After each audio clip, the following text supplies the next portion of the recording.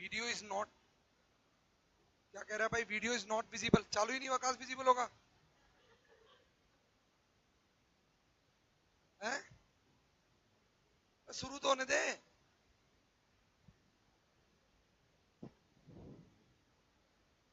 Not visible,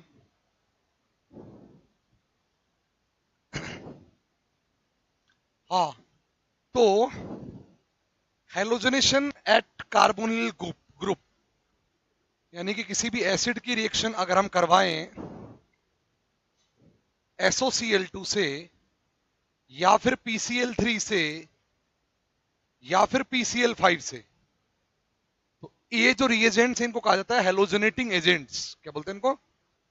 these are halogenating agent for oxygen और oxygen containing groups के लिए हेलोजनेटिंग agent होता है। ये अल्कोहल के लिए भी काम करते हैं, ये एसिड के लिए भी काम करते हैं। रिजल्ट सेम प्रोड्यूस होता है।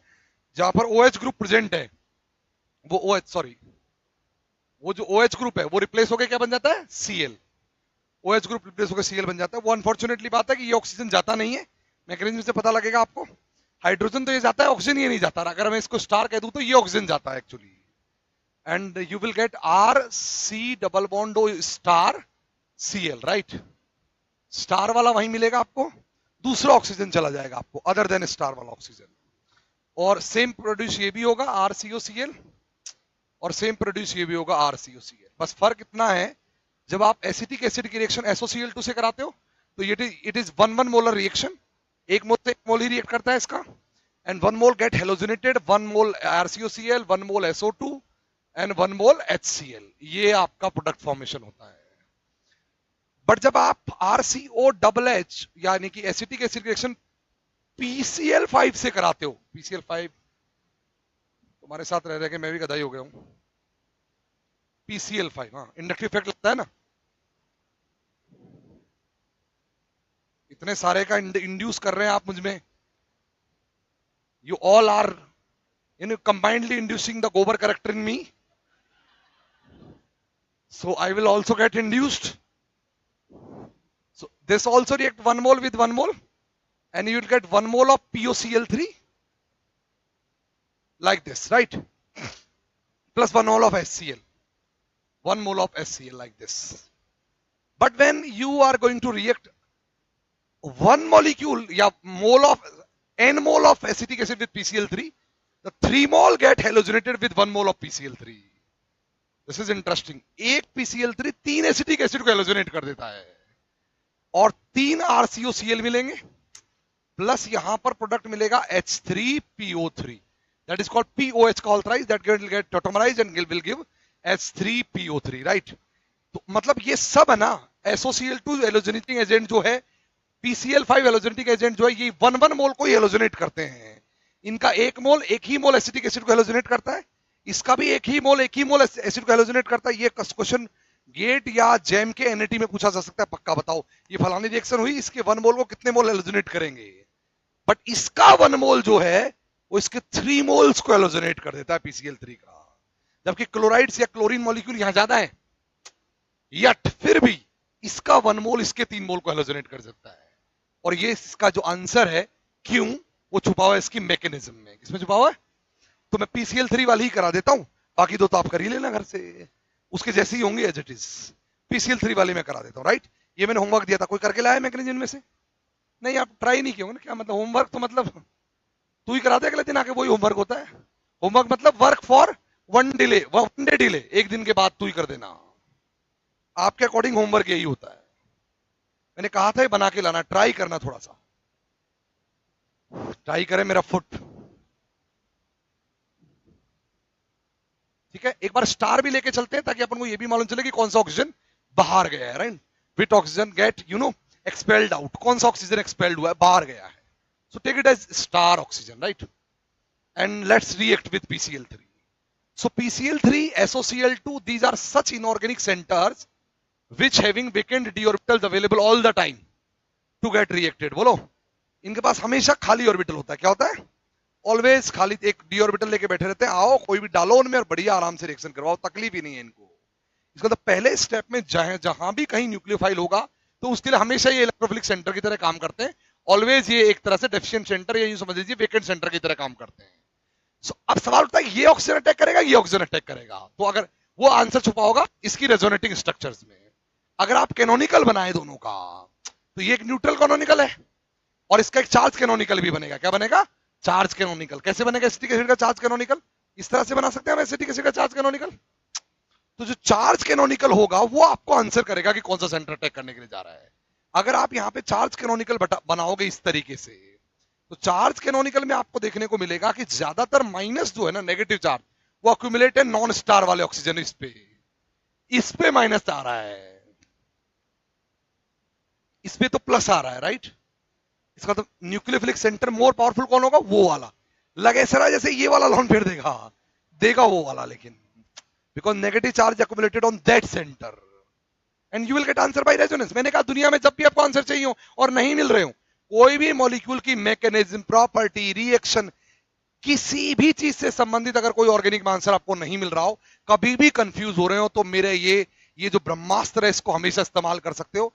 जब भी किसी मॉलिक्यूल के बारे में कोई एक स्ट्रक्चर आपको आंसर ना दे, आप कंफ्यूज हो, तुरंत उसकी आरएस ड्रॉ कर लो। क्या ड्रॉ कर लो? इमीडिएटली आपको आंसर मिल जाएंगे। कैनोनिकल्स होती इसलिए वो एक्सप्लेन करती है उन प्रॉपर्टीज को जिनको एक स्ट्रक्चर एक्सप्लेन नहीं कर पाती है। सो जो प्रॉपर्टी को आप, ये वाली स्ट्रक्चर आपको समझ नहीं दे रही, उसका आरएस बना लो, आपको डेफिनेटली समझ में आ जाएगा। समझ में आया मैं क्या कह रहा हूं? तो कैनोनिकल ने हमको आंसर कर दिया है। चलिए, कैनोनिकल ने आंसर किया। अब कैनोनिकल का तो कोई मतलब रहा नहीं है, ये तो आंसर करने के काम आई। कॉपी मार लेते हैं। अरे भैया पीपीटी अच्छा लगी हुई है, ठीक है, ठीक। सो एक कैनोनिकल मैंने बना ली थी, ये तो आंसर करने के काम आई। अब रिएक्शन चालू कर देते हैं। Let's get attack. अटैक कीजिए आपको। तो ये वाला पाई बॉन्ड नहीं जा रहा अटैक करने के लिए, बोला यार, तो हम इस वाले पाई बॉन्ड का अटैक करवा दे, बोलो। सो ये यहां जाएगा and this will get attack here, बोलो। ये यहां से बाहर चला जाएगा, बोलो। कौन सी रिएक्शन है ये? SN2 है क्या कोई और है? ये इनऑर्गेनिक सेंटर है, SN2 रिएक्शन कभी नहीं देते हैं। मैंने बताया इनकी रिएक्शन होती है एसोसिएटिव। ये ध्यान रखना, ये चीज बहुत काम की है। आपको समझ में आना चाहिए कि सेंटर ऑर्गेनिक है कि इनऑर्गेनिक है। ये इनऑर्गेनिक सेंटर्स हैं और उनमें SN2 नहीं होती है, उनमें एसोसिएटिव और डिसोसिएटिव मैकेनिज्म होती है। So this is a mechanism. कौन सी मैकेनिज्म है? बाद में देख लेंगे आप ए क्या होती है, बट ए मैकेनिज्म है, एसोसिएटिव मैकेनिज्म है। एसोसिएटिव मैकेनिज्म होगी, पहले जुड़ेगा फिर ये बाहर निकलेगा। मैंने एक स्टेप में करके बता दिया, बोलो। करके बता दिया। अगर एक स्टेप में करके बता दिया तो पिक्चर कैसी बन जाएगी? RCO और यहां पर क्या रह गया बेटा जी? PCl2, बोलो यार। और यहां पे क्या बन गया? Double bond OH। इसको स्टार लेके चल रहे हैं हम लोग, अभी भी स्टार लेके ही चलते हैं। इस पर प्लस आ गया। आया है नहीं आया? आया है नहीं आया? बोलो। आया है नहीं आया? अब देखो जरा गौर से देखो। एसिटिक एसिड का ये बात मैं 4 दिन से पढ़ा रहा हूं लगातार। ये बहुत गूढ़ और ज्ञान की बातें मैं दे रहा हूं, अगर आपको जीवन में कभी समझ में आएंगी तो। मैं आपको बताया हूं 3-4 दिनों को मुझे बताते बताते कि एसिटिक एसिड्स और एस्टर्स का ये जो इलेक्ट्रोफिलिक सेंटर है इतना बढ़िया नहीं होता है, क्योंकि इस पर चार्ज कम होता है। उसकी वजह है कि यहाँ पे प्लस M लगेगा, बोलो। इसलिए इनका इलेक्ट्रोफिलिक सेंटर उतना बढ़िया नहीं होता है। पर मैंने आपको बताया था, अगर गलती से यहां पर प्लस आ जाए तो ये इलेक्ट्रोफिलिक सेंटर बहुत बढ़िया बन जाता है, क्योंकि इस सेंटर पे डेफिशिएंसी बहुत। और ये बात मैं कई दिनों से पढ़ा रहा हूं आपको। अगर O पे प्लस आ जाए या N पे प्लस हो ऊपर, तो कार्बन अपने आप में बहुत बहुत ज्यादा इलेक्ट्रोफिलिक सेंटर बन जाता है। ये बात समझ में आई आपको? सो ये कैसा इलेक्ट्रोफिलिक सेंटर है? पूरेस्ट इलेक्ट्रोफिलिक सेंटर है, राइट। इलेक्ट्रोफिलिक सेंटर है, बिल्कुल नहीं है एसिटिक एसिड का, है नहीं है ना, बोलो यार। लेकिन अब ये क्या बन गया है यहां से? Good electrophilic centre. अरे मैंने पढ़ाया था रे भाई, इलेक्ट्रोफिलिक सेंटर तो कंपेयर करना कई दिनों से पढ़ा रहा हूं मैं। बढ़िया इलेक्ट्रोफिलिक सेंटर का बन गया ये, राइट, बोलो। अगर बढ़िया इलेक्ट्रोफिलिक सेंटर बन गया तो जो क्लोराइड बाहर निकली है आपकी, यहां से क्लोराइड निकली थी ना, बोलो यार, वो क्लोराइड एज ए न्यूक्लियोफाइल इस पर अटैक मार देगी। अरे हाँ, क्या वो क्लोराइड पहले स्टेप पे कभी अटैक मार सकती थी? No, not at all, because वो सेंटर उतना इलेक्ट्रोफिलिक है ही नहीं। बट O पे प्लस आ गया तो इलेक्ट्रोफिलिक बन गया इमीडिएटली। अरे यार कितनी अरे ढंग से कम कॉन्फिडेंस है तो बोलो। ये बात पढ़ा रखी है 4 बार 10 बार बता चुका हूं ना मैं। बात है इलेक्ट्रोफिलिसिटी कंपेयर करना, न्यूक्लियोफिलिसिटी कंपेयर करना। तो ये यहां अटैक कर देगा, ये ओपन हो जाएगा, बोलो। और पिक्चर में क्या आ जाएगा? इसको मैं थोड़ा सा ऊपर की तरफ लिख देता हूं, RCOH यहां पर बन गया, बोलो यहां पर क्या बन गया, क्लोराइड, क्या जुड़ गया यहां पे, Cl जुड़ गया, बोलो यार, और इधर क्या जुड़ा हुआ है, OPCl ये जुड़ा हुआ है, बोलो। अब ये एक टेट्राहेड्रल इंटरमीडिएट है जो कि टेट्राहेड्रल कंपाउंड है जो कि अनस्टेबल है, क्योंकि एक कार्बन पर sp3 पर 2 ऑक्सीजन मौजूद है, बोलो। और नॉर्मली मैंने बताया अगर sp3 पर 2 ऑक्सीजन मौजूद होता है तो वो स्टेबल नहीं होता, बोलो यार। तो ये जो खुला था ये वापस आने का ट्राई करेगा, वापस sp2 बनने का, अगर ये वापस आने का ट्राई करेगा तो अब ये यहां से बाहर निकल जाएगा और इस H को लेके भाग जाएगा, बोलो। और चीज क्या बन जाएगी बताओ, RCO, अभी स्टार वाला देखो, स्टार वाला कहां है, स्टार वाला कहां है, ये रहा ना यार, RCOCl, बोलो यार, प्लस क्या हो गया बताओ, यहां पर क्या आ गया, OH, तो PClCl, और इस पर क्या जुड़ गया, अब स्टिल इसके अंदर 2 क्लोराइड बचे हुए हैं, तो ये वाली स्टेप 2 बार और रिपीट हो सकती है, बोलो। एक बार और क्लोराइड वाला का मामला हो जाएगा, फिर एक बार और क्लोराइड वाला मामला हो जाएगा, मतलब ये सेम प्रोसेस 2 बार और रिपीट होगा।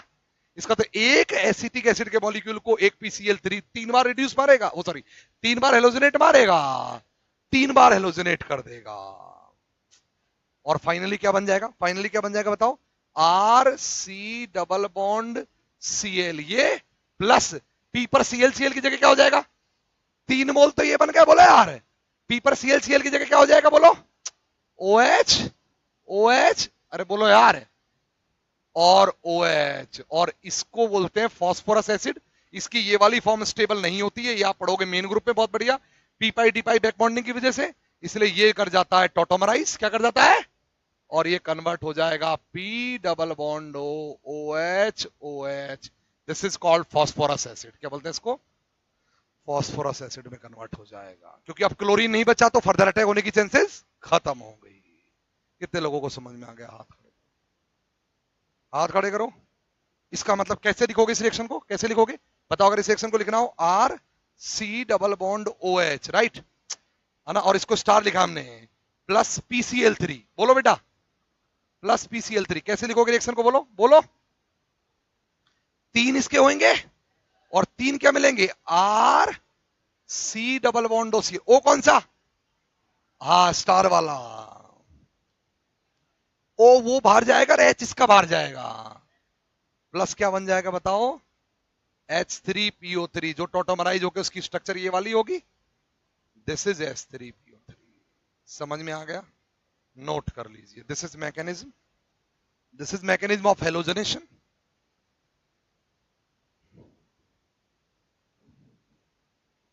This is mechanism for halogenation.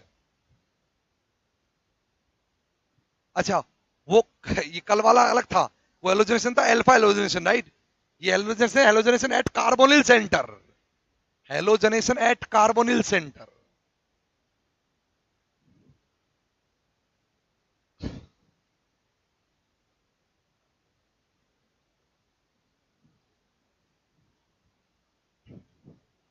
Halogenation at carbonyl centre.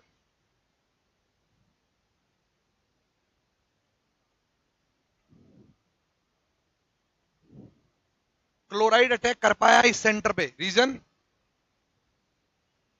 इस सेंटर का बेटर इलेक्ट्रोफिलिक हो जाना, इसलिए क्लोराइड अटैक कर पाया।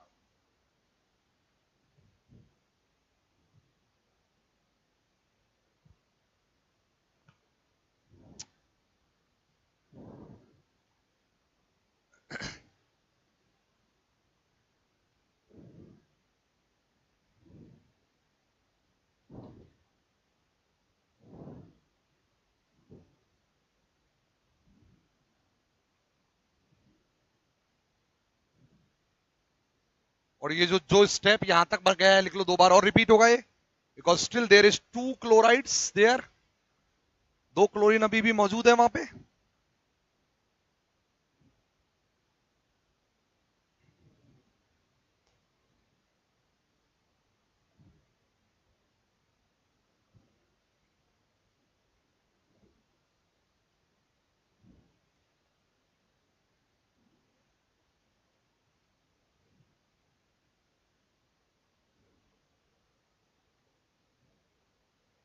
ये पहला स्टेप कौन सा step, associative mechanism, not SN2. It's not SN2.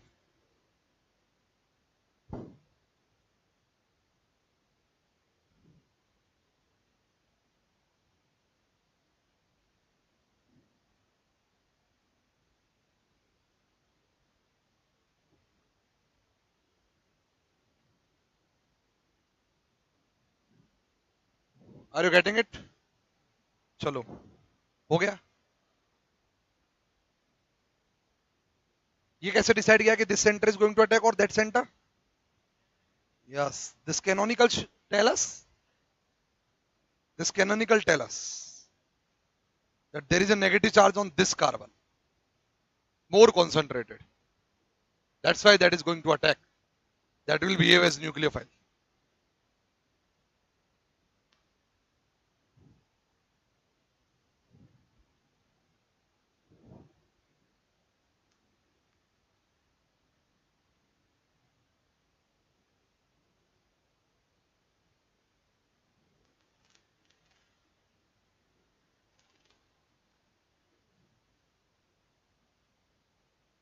अब देखो, ये नोट कर लिया. अच्छा, हो गया. तो ये नोट कर लिया.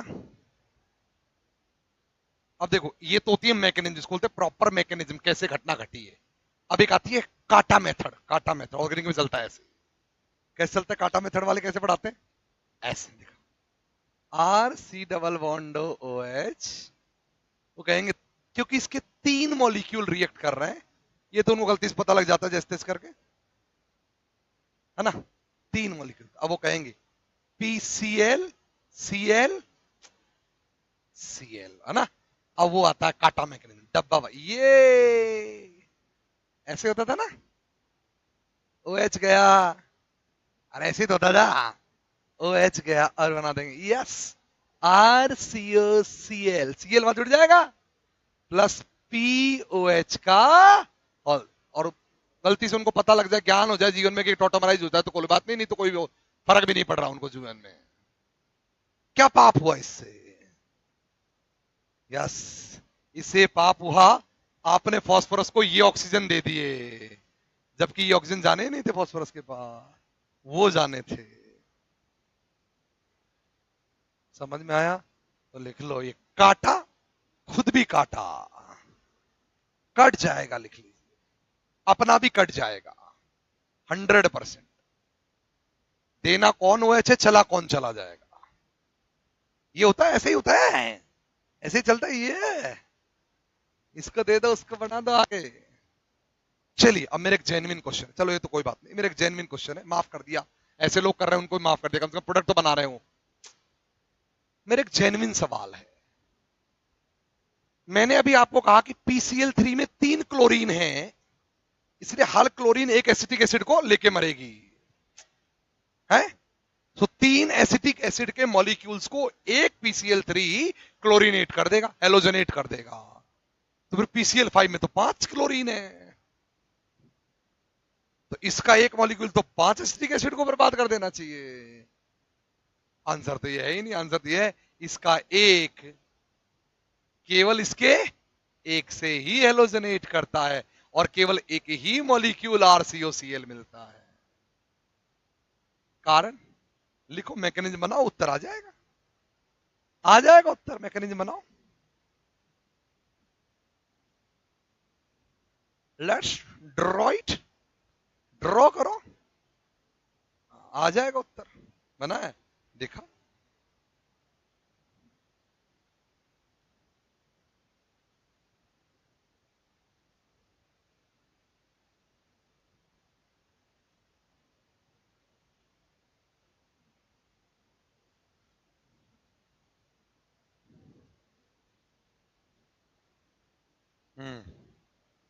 ठीक.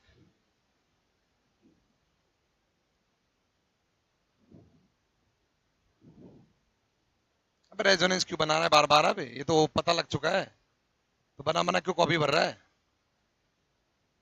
उतना ही काफी था रेजोनेंस तो पता लगाने के लिए. कौन अटैक करेगा?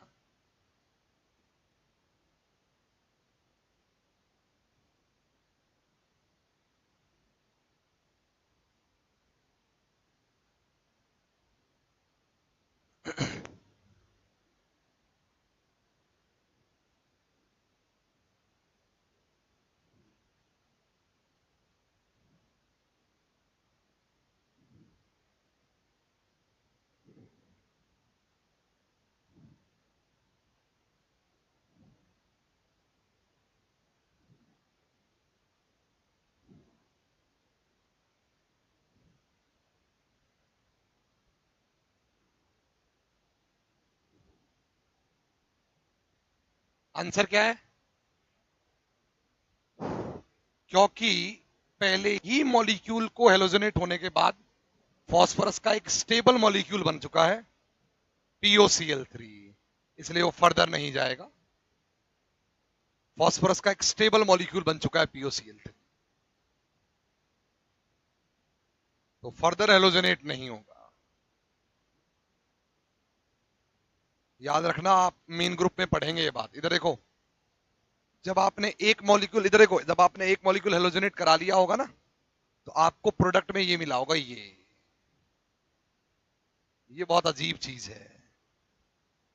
एक्चुअली ये स्टेबल इसलिए है क्योंकि ये जो है ना, ये वाला, इधर देखो, इधर देखो, ये जो बॉन्ड है ये वाले, इसमें ये खतरनाक बॉन्ड है, इसके बेस पे पूरी फास्फोरस की केमिस्ट्री चल रही है दुनिया में। इस बॉन्ड को बोलते हैं, लिख लो, पी पाई डी पाई बैक बॉन्ड। नोट कर लीजिए, इस पी पाई डी पाई बैक बॉन्डिंग की वजह से ये एक स्टेबल स्ट्रक्चर बन गई और ये फर्दर रिएक्ट नहीं करेगी। लिख लो, फास्फोरस की जनरल स्ट्रक्चर जो होती हैं उनमें मोस्ट स्टेबल की स्ट्रक्चर होती है ये वाली। नोट कर लो, 1 डबल 2 सिंगल, ये फास्फोरस की मोस्ट स्टेबल स्ट्रक्चर होती है, जिनके बेस पे पूरा मेन ग्रुप चलेगा। चलता ही इनके बेस पे मेन ग्रुप, इस पी पाई डी पाई बॉन्डिंग के बेस पे ही चलता है मेन ग्रुप सारा। एक्चुअली फास्फोरस की केमिस्ट्री इस बेस पे चलती है, फास्फोरस की सारी केमिस्ट्री इसी बेस पे चलती है, इस पी पाई डी पाई बैक बॉन्डिंग की वजह से। सो पहले ही मॉलिक्यूल में कोहेलोजनेट होने के बाद ये बन गया होगा, और लिख लो, ये बेहद स्टेबल है, बेहद स्टेबल है, इसलिए फर्दर रिएक्शन के चांसेस ही नहीं है। नोट कर लो, एक ही मॉलिक्यूल हेलोजनेट होगा, ओनली एक ही मॉलिक्यूल हेलोजनेट होगा। राइट बोलो, बोलो।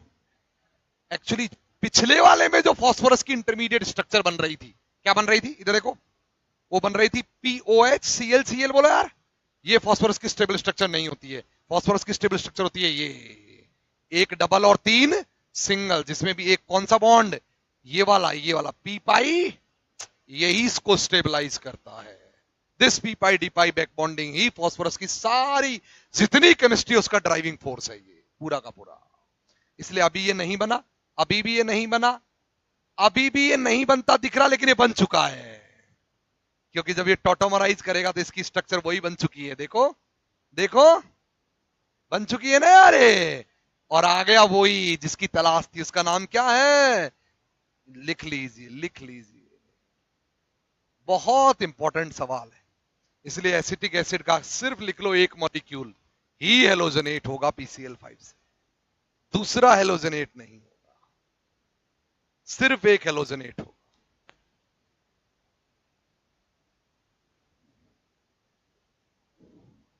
राइट बोलो। अरे बना लिया होगा ना ये तो यार मैकेनिज्म, अरे ऐसे हो गई होगी ना मैकेनिज्म आपकी। इधर देखो, इधर देखो, देखो यार, डबल बॉन्ड OH प्लस, ऐसे ऐसे हुआ होगा ना, O PCl ऐसा हो रहा होगा ना यार आपका, ऐसा मामला रहा होगा। बोलो, क्लोराइड ने अटैक किया होगा, यहां पे अटैक किया होगा, बोलो, ये खुला होगा लेकिन अनस्टेबल होगा तो वापस आएगा, और वापस आएगा तो ये यहीं चला जाएगा। अब इसको कुछ H+ लेने की जरूरत नहीं है, पी पाई डी पाई बैक बॉन्डिंग हो जाएगी, लिख लो। इसके से ये यहां चला जाएगा और ये बाहर निकल जाएगा, बोलो, और ये किसको ले आएगा? उस H को ले आएगा। तो क्या बन गया बताओ, क्या बन गया? RCOCl प्लस P, क्या बन गया? P double bond Cl plus उस Cl ने H ले लिया तो साथ में क्या बन गया? HCl। नोट कर लीजिए, HCl बन गया, HCl बन गया। उस क्लोराइड ने H को उठा लिया वहां से। अरे ये न रे गोबर, HCl बन गया। क्यों रुक गए हम यहां? हम यहां क्यों रुक गए हैं? लिख लो, फास्फोरस को परमात्मा मिल गया है, वो मिल गया है जिसके लिए फास्फोरस जीवन भर काम करता है। उसकी आइडियल बॉन्डिंग कंडीशन, उसकी मोस्ट स्टेबल बॉन्डिंग कंडीशन, उसकी मोस्ट स्टेबल स्ट्रक्चरल फॉर्म मिल गई है उसको, मोस्ट स्टेबल स्ट्रक्चरल फॉर्म। जितनी फास्फोरस की रिएक्शन आप करवाओगे ना मेन ग्रुप में, करवाओगे आप, बहुत फास्फोरस की रिएक्शन करवानी आपको मेन ग्रुप में, सारी फास्फोरस की रिएक्शंस का ड्राइविंग फोर्स ही ये स्ट्रक्चर होती है। लिख लो, ये वाली P double bond 3 single bond, this P pi D pi is the driving force for all phosphorus की कहानी। Got it? इसलिए ऑर्गेनिक वाला आदमी जो इनऑर्गेनिक कभी नहीं पढ़ा वो कभी आंसर नहीं दे सकता इसका, क्योंकि वही आंसर दे सकता है जिसको मेन ग्रुप की कहानी आती है। कभी यूट्यूब पे मेरा वीडियो देखा होगा मेन ग्रुप का आपने, पहला लेक्चर दूसरा लेक्चर, तो पी पाई डी पाई में मैंने पढ़ाया एप्लीकेशन फॉस्फोरस, पूरा लेक्चर ही वो इस पे चला गया कि डबल बॉन्ड ही मेन काम की चीज है, यही ड्राइविंग फोर्स है पूरी कहानी का। अरे कैसे घूर घूर के देख रहे हो मुझको यार, होता है ऐसा दुनिया में, फिर गंदी गंदी नजरों से देखते हो। समझ में आ गया? आइए अब हम चल रहे थे, याद करो, इनोलेट और इनोल इक्विवेलेंट के आपस के कन्वर्जन पे चल रहे थे ना, और उसकी मैकेनिज्म तीनों देखनी थी, वहीं रुके थे हम। मैंने बताया था आपको, इधर देखो देखो, मैंने बताया था कीटोन की रिएक्शन अगर एलडीए से, अब तो इतना नाम बोल लगा मेरे को चिड़ी हो गई इससे, एलडीए टीएचएफ से करवाए -78 डिग्री सेंटीग्रेड पे, तो क्या बनता है? Lithium enolate. क्या बनता है? कैसी मैकेनिज्म है ये? Acid base with cyclic transition state, CTS के साथ। फिर इसकी रिएक्शन करवाएं Me3SiCl, है ना? अटैक बोलो, कौन सी रिएक्शन है ये? एसोसिएट। और क्या मिल जाएगा आपको? Enol equivalent. क्या मिल जाएगा? और अगर आपको वापस इनोलेट इक्विवेलेंट चाहिए तो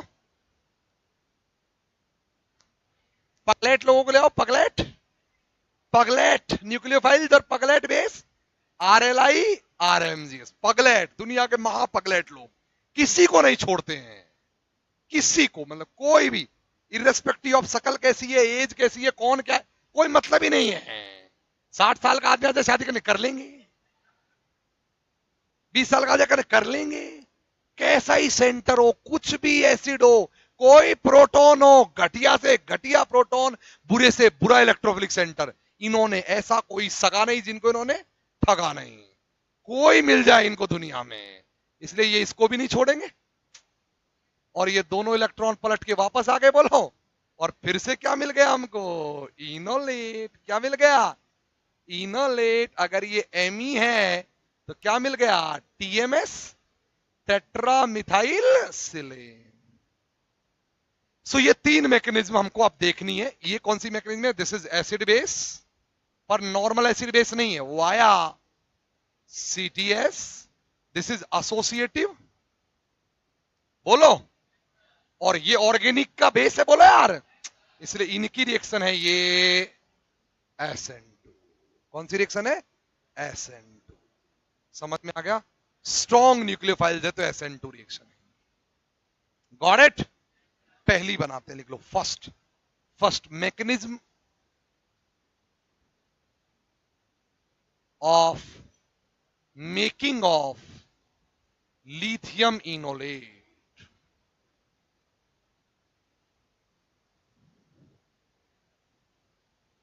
ये जो अब मैं आपको पढ़ा रहा हूं ना, पूरी स्टीरियो केमिस्ट्री जब इसकी चलेगी, एल्डोल की, एल्काइलेशंस की, और भी इनोलेट केमिस्ट्री की, नेम रिएक्शंस की, पूरी स्टीरियो केमिस्ट्री के सवालों में आपको इससे बहुत वास्ता पड़ेगा कि कैसे साइक्लिक ट्रांजिशन स्टेट्स फॉर्म होती हैं। आइए मैं पढ़ा देता हूं। कोई भी कीटोन का मॉलिक्यूल जब एलडीए के संपर्क में आएगा तो क्या होगा? इसके लिए आपको एलडीए की स्ट्रक्चर बनानी पड़ेगी। बोलो क्या होती है एलडीए की स्ट्रक्चर? बताओ। एन आइसोप्रोपाइल, बोलो यार, लिथियम डाई आइसोप्रोपाइल अमाइड, यही तो होता है एलडीए, बोलो। और इस एन से कौन जुड़ा होगा? Li। इस एन पर क्या मौजूद होगा? माइनस, भयंकर पूरा ही माइनस, बोलो यार। इस पर क्या मौजूद होगा? प्लस। इस सेंटर पर क्या है? माइनस, और ये वाला सेंटर क्या है? प्लस। समझ में आया? तो आपको अब इसको करवाना है रिएक्शन। क्या होगा बताओ? ये माइनस और ये प्लस आपस में यहां इंटरेक्शन शुरू हो जाएगा, ये माइनस और ये प्लस यहां इंटरेक्शन शुरू हो जाएगा। जैसे ही ये बॉन्ड यहां बनने लगेगा, ये बॉन्ड ब्रेक होने लगेगा, ये बॉन्ड ब्रेक होने लगेगा, तो ये बॉन्ड यहां बनने लगेगा। बोला यार, अच्छा बना के बताता हूं, ये यहां शिफ्ट होएगा, ये यहां शिफ्ट होएगा, अरे बोलो तो भाई, ये यहां शिफ्ट होएगा और ये प्रोटॉन यहां बन जाएगा बॉन्ड। बोलो, ऐसा ही चलने वाला, ऐसा ही चलने वाला है। इसके लिए इसकी एक साइक्लिक ट्रांजिशन स्टेट बनेगी। क्या बनेगी? Cyclic transition state. अब बना देता हूं मैं साइक्लिक ट्रांजिशन। टो टो टो एच टो टो टो एन आ आ या कौन होगा? L I. कौन होगा? L I. टो आ आ आ this is 6 member cyclic transition state. ये एक 6 मेंबर सीटीएस है बोलो। एक काम करते हैं, जो बॉन्ड बन रहे हैं उनको अलग कलर से दिखाते हैं और जो टूट रहे हैं उनको अलग कलर दिखाते हैं, मजा आएगा। तो ये टूट रहा है तो टूट रहे को पिंक कर देते हैं। ये टूटा पिंक।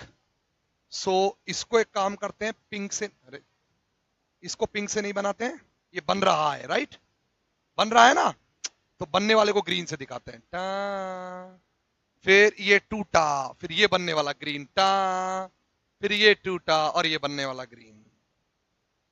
ये हो रहा है, दिख गया आपको? बोलो। The pink dash lines are showing the bond which are going to break, बोलो यार, and the green dash lines are showing the bond which are going to form. This is called 6 membered cyclic transition state. क्या बोलते हैं इसको? लिख लीजिए 6 membered CTS, 6 membered CTS form, 6 member cyclic transition state बन गई। फाइनली जो बन रहे हैं वो बन जाएंगे, जो टूट रहे हैं वो टूट जाएंगे। बोलो यार, तो बन रहे हैं वो बन जाएंगे। यहां पर ओ और क्या लग जाएगा? L I. अरे बोलो, बहुत ज्यादा पोलराइजेशन होगा अलग उसमें। और यहां पर क्या आ जाएगा बताइए? क्या आ जाएगा दोस्तों? एच। नोट कर लीजिए, this is the mechanism of making of lithium enolate via LDA. Making of lithium enolate via LDA.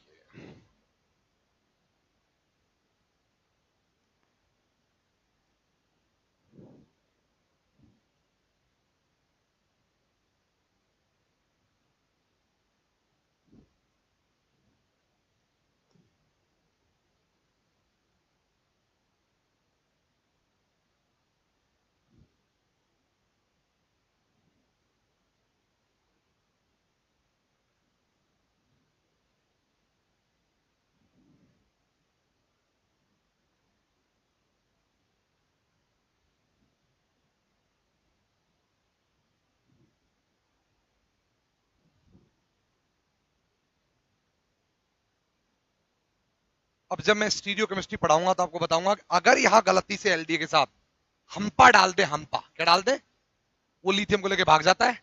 और अगर एक बार इस पूरी पिक्चर से लिथियम आउट तो लिख लो सारी सीटीएस आउट, सारी सीटीएस खत्म। देखेंगे वो हम रोल। इस पूरी सीटीएस से एक भी चीज आउट तो पूरी सीटीएस खत्म।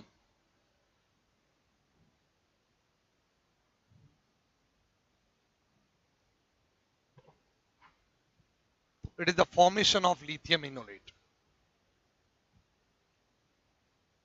The mechanism of formation of lithium.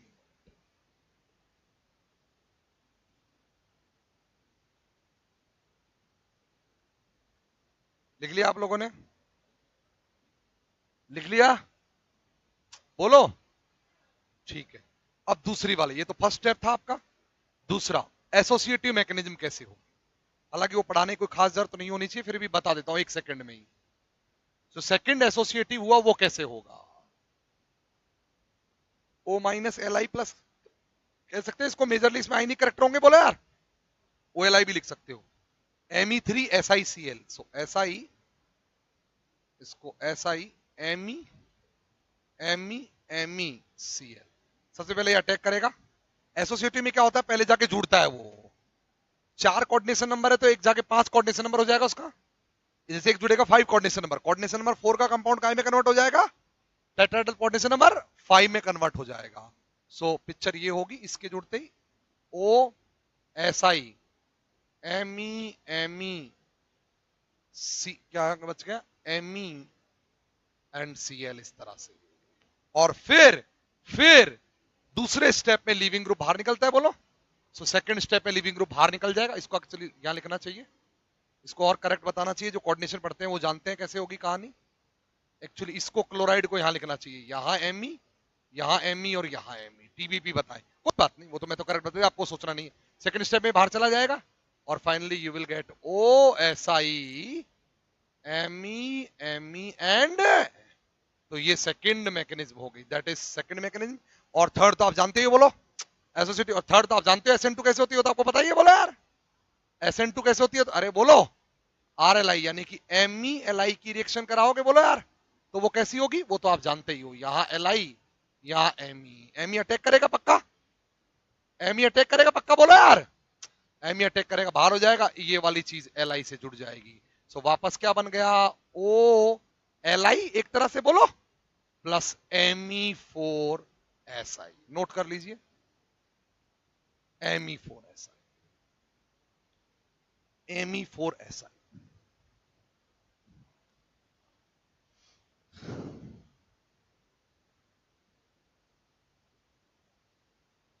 This is interconversion of enolate versus enol equivalents. Enol equivalent versus enolates.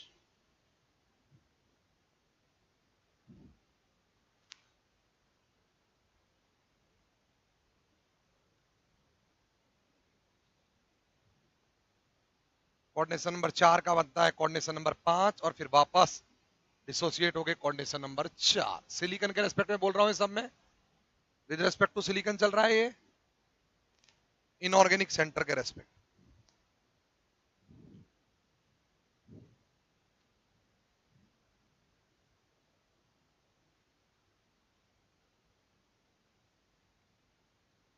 चलिए मैकेनिज्म हो गई खत्म, चालू कर देते हैं एल्काइलेशन,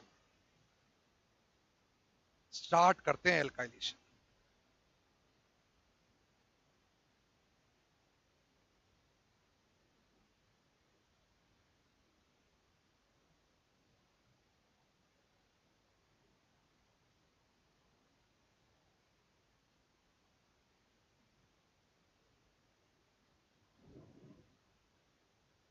आराम से बिल्कुल, अगर उतार लिया हो पेन वेन रख दो, एक बार समझाऊंगा, उसके बाद आज मुझे कुछ समझाना ही नहीं है, सारी रिएक्शन आप बोर्ड पे लिखनी है, आपको प्रोडक्ट बनाने हैं, सब करा चुका हूं मैं, कौन बेस क्या करता है, कब करता है, कैसे करता है, किसका पार्शियल इनलेट, किसका कंप्लीट इनलेट, सब कुछ बता चुका हूं। सो आज मुझे कुछ कराना ही नहीं है, बस मैं एक बात समझा देता हूं, किसको बोलते हैं एल्काइलेशन, ये समझा रहा हूं। अब मैं पढ़ाने जा रहा हूं एल्काइलेशन ऑफ इनॉल्स और इनोलेट्स, दैट्स इट। किसको कहते हैं इनोल या इनोलेट कैलकुलेशन, बहुत आसान है, बहुत आसान है। कहीं पे भी कोई इनोलेट बना हुआ है, अगर उसकी रिएक्शन किसी एल्काइल हैलाइड से करवा दें, किसे करा दें, तो एल्काइल हैलाइड इलेक्ट्रोफाइल्स की तरह काम करती है, उनमें इलेक्ट्रोफिलिक सेंटर होता है, तो O माइनस ना जाके C माइनस टर्मिनल पे अटैक करके इनको बाहर कर देता है, इस रिएक्शन को कहा जाता है एल्काइलेशन। क्या बोलते हैं इस रिएक्शन को, very good, this is called alkylation. ठीक है, ये आपको खूब पता है, बहुत दिनों से करा रहे हैं। चलिए कैसे करवाते हैं एल्काइलेशन, एल्काइलेशन करवाते कैसे हैं। किसी भी रिएक्शन में या किसी भी रिएक्टेंट का, सबस्ट्रेट का अगर हमें एल्काइलेशन करवाना हो तो वो दो तरह से करवाया जा सकता है। पहला, वो एक 2 स्टेप प्रोसेस हो सकता है, जिसमें पहले स्टेप में हम केवल इनोल या इनोलेट बनाएं और दूसरे स्टेप में हम एल्किल हैलाइड यूज करें। So it may be 2 step process. क्या हो सकता है ये, हाँ, पहला तरीका है it may be 2 step process. ये 2 स्टेप का प्रोसेस हो सकता है। 2 स्टेप के प्रोसेस में कैसे होगा, बहुत सिंपल है, कोई भी सबस्ट्रेट लिया जाएगा, बोलो यार, जिसमें एसिडिक हाइड्रोजन मौजूद होंगे, कोई सबस्ट्रेट लिया जाएगा और उस सबस्ट्रेट के अकॉर्डिंग कोई अप्रोप्रिएट बेस लिया जाएगा। पहले आप कंप्लीट इनोलेट बनाएंगे, क्या बनाएंगे, पार्शियल बनाएंगे तो कंडेंसेशन हो जाएगा। पहले आप कंप्लीट इनोलेट बनाएंगे और कंप्लीट इनोलेट बनाने के बाद दूसरे स्टेप में आप एल्किल हैलाइड यूज करेंगे, बोलो, और आप उसको इनोलेट करवा ले, सॉरी एल्काइलेट करवा लेंगे।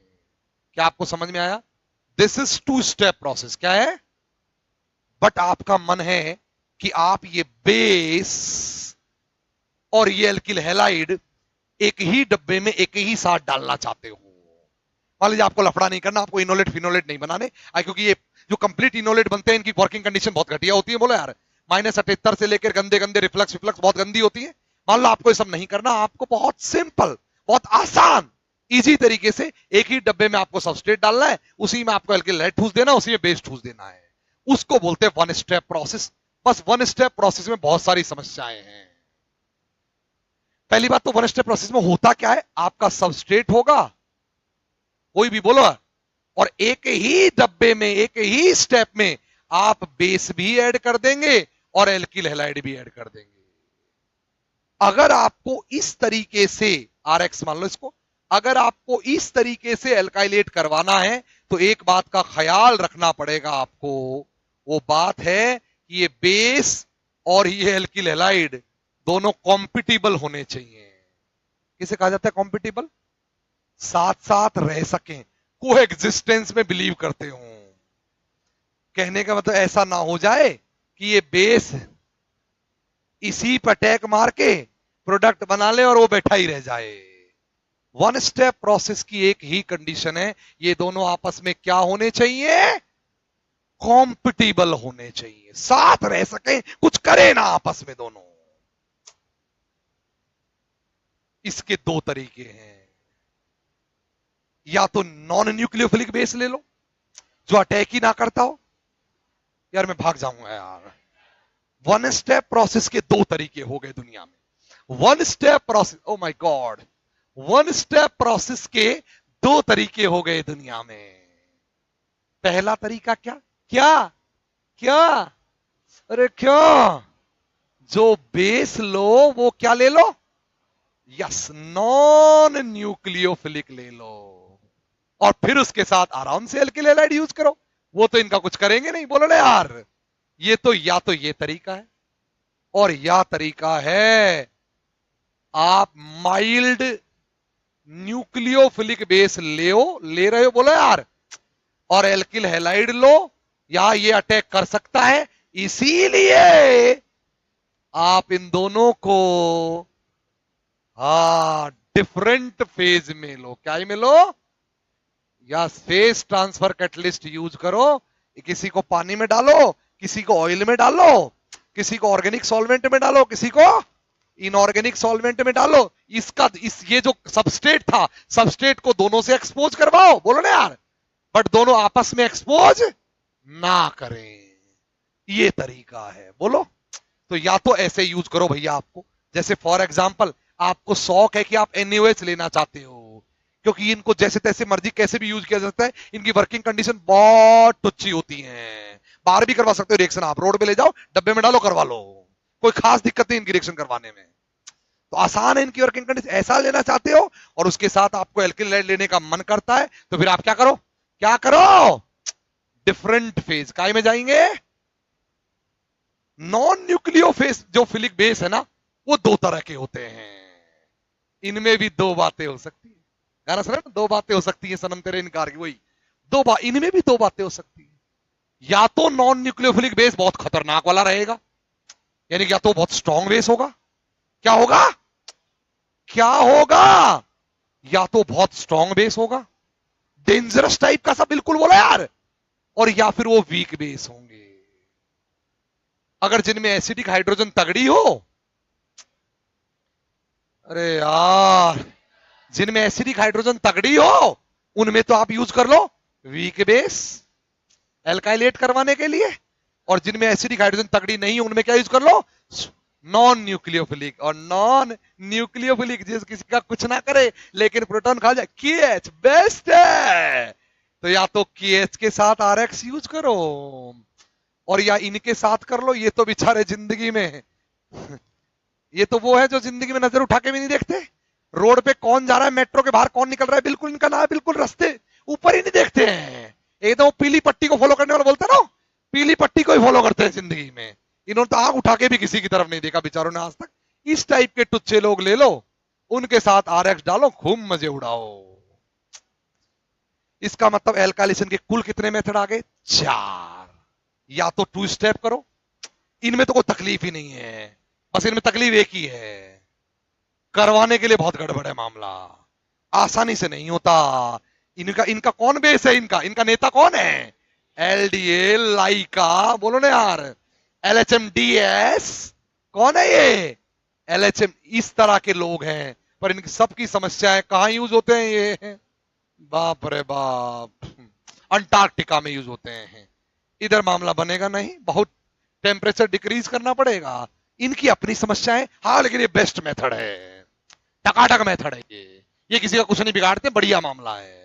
सिवाय एलडीआरडो उस छोड़ के, उनमें गड़बड़ है, वो देख लेंगे हम। बाकी कीटोन, एस्टर, टेस्टर, फलाना ढिमकाना चमकाना, जिसको चाहो उसको कर देंगे। इनमें फिर तीन तरीके, इनमें फिर तीन तरीके। या तो नॉन न्यूक्लियोफिलिक बेस के साथ कॉम्पिटिबल बनाओ उसको, या वो कॉम्पिटिबल नहीं है तो अलग अलग कमरों में बिठा दो कि तुम दोनों आपस में नहीं भिड़ोगे रे, और सबस्ट्रेट को बोल दो कभी तू इधर जाया कर, उनसे बेस बन जाया कर, और फिर इधर जाया कर, इनके एल्किलाइड बन जाया कर, फिर उधर जाया कर, फिर इधर जाया कर, तुम दोनों कहीं नहीं जाएंगे, उनको आपस में रोक। अरे यार गोबर कहीं, या तो वो करो, दैट इज कॉल्ड आपका डिफरेंट फेज में ले जाओ पीटीसी में, बोलो यार। और या फिर वो नहीं करना चाहते हो तो फिर ऐसे बेस यूज करो जो या तो बहुत तगड़े हो पर न्यूक्लियोफिलिक नहीं हो। ये कहां यूज करेंगे, ये किन किन कंपाउंडों में यूज करेंगे? जिनमें वीक एसिडिक होंगी, वीक वीक एसिडिक होके बोला यार। और ये कहां यूज करेंगे? जो स्ट्रॉन्ग एसिडिक होंगे। तुम नहीं समझे मेरी बात, मरो, नहीं समझे हो तो। यही दुनिया में चार तरीके एल्काइलेट करने के। कर लोगे चारों तरीके से एल्काइलेट? कर लोगे बोलो? तरीका नंबर एक, तरीका नंबर दो, तरीका नंबर तीन, तरीका नंबर, इनमें क्या है ना, इस तरीके में कोई समस्या नहीं आएगी आपको, ना कंडेंसेशन की आएगी, ना कंडेंसेशन की आएगी, ना कुछ और आएगी। इस तरीके में कोई प्रॉब्लम नहीं आएगी आपको, क्योंकि कंप्लीट इनोलेट बनाते हैं और मजेदार मामला है। इन केसेस में समस्या आ जाएगी आपको, बहुत समस्या आएगी। और इन केसेस की समस्या का समाधान भी हमें ढूंढना होगा। उस समस्या को कहा जाता है प्रॉब्लम ऑफ पॉली एल्काइलेशन। क्या प्रॉब्लम आ जाएगी? इसका समाधान भी मैं आपको बताऊंगा, आएगी समस्या। उनमें पॉली एल्काइलेशन नहीं आएगा, क्योंकि वो उतने तगड़े बेस नहीं है जो बहुत ज्यादा प्रोटॉन खा जाए, बोलो यार, और वो अलग अलग जगह रहते हैं, तो पॉली एल्काइलेशन की समस्या है नहीं। इनमें पॉली एल्काइलेशन की समस्या आएगी। बोलो, आने देते हैं। ये आप छाप लीजिए और चालू हो जाइए। एक भी पेन मुझे नहीं चलाना है, आप ही का काम है। सारी रिएक्शन प्रोडक्ट बनाओ, सब पर पढ़ा चुका हूं मैं सारा का सारा। छाप लीजिए। एल्काइलेशन एक 2 स्टेप प्रोसेस और 1 स्टेप प्रोसेस, दो तरीके से करवाया जा सकता है।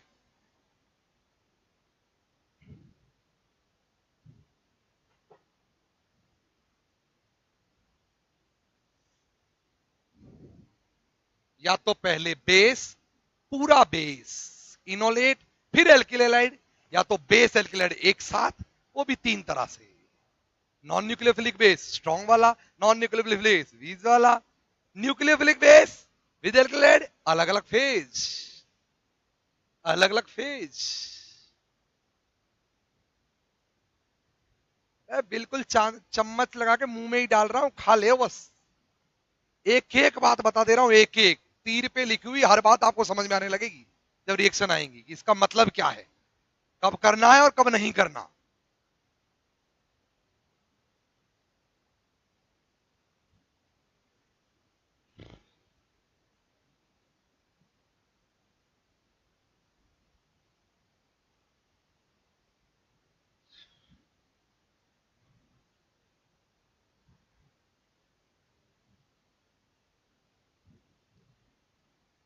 और अब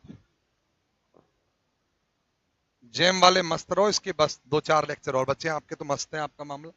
और नेट वाले कमर कस लो, अब शुरू होगी स्टीरियो इसमें। और छोटी मोटी नहीं, बस माथा ही खराब कर देने वाली स्टीरियो आएगी। जैसे ही जिम्मरमान बाबा आएंगे, बस आपका तो वो स्टीरियो आते ही आप तो उलट जाते हो ना मामला। जैम वाले मस्त, उनका कुछ नहीं, छोटी सी स्टीरियो है, एक 4 सवाल की, बस निकलो ऐश करो।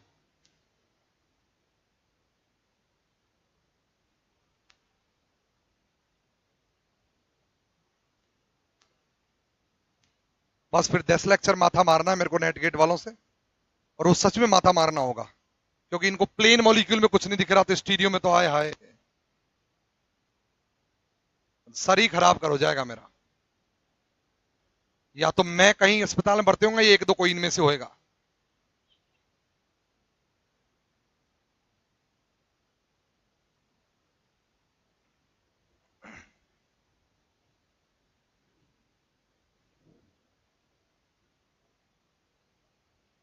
कोई भी अपने मुंह से नहीं बोलेगा क्या प्रोडक्ट बना है, मैं रिएक्शन लिखूंगा, कॉपी में आगे किसी की भी चेक करूंगा प्रोडक्ट क्या बना है।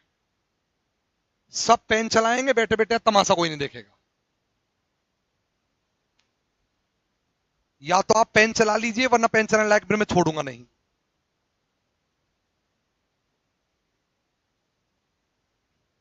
लिख लिया?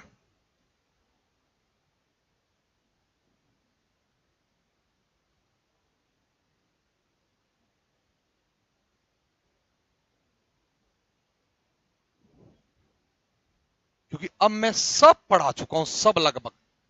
बस एक इन एमीन सिस्टम, इनामाइन, इमाइन और इमीनियम सॉल्ट, बस वो तीन चीज बची है इनॉल इक्विवेलेंट की।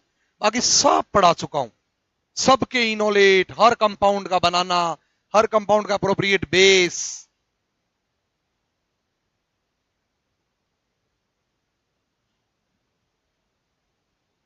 तो मैं कुछ ऐसा कह रहा था,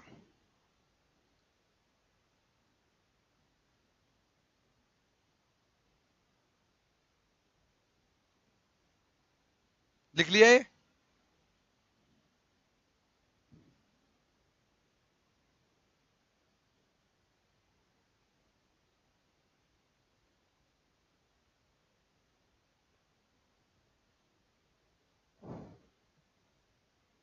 लिख लिया ये? है? क्या हो रहा है? हार्ट अटैक तो नहीं आ गया मुझे? हाँ, इधर देखिए सब लोग, सीने में दर्द क्यों हो रहा है यार?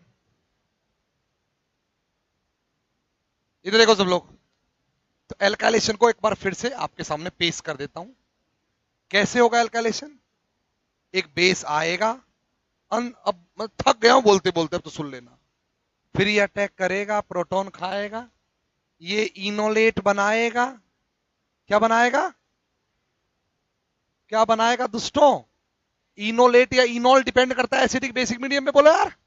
इनोलेट बनाएगा, फिर वो इनोलेट उस एल्किल हैलाइड पे अटैक मारेगा, है ना? ये वाली मैकेनिज्म कौन सी होती है? Clearly SN2। कौन सी होती है? अब देखो किसके साथ कौन सा बेस आएगा, कौन इनोलेट बनाएगा, यानी कि सबस्ट्रेट के बारे में सारी जानकारी दे चुका हूं। कौन सा बेस लाना है सारी जानकारी दे चुका हूं।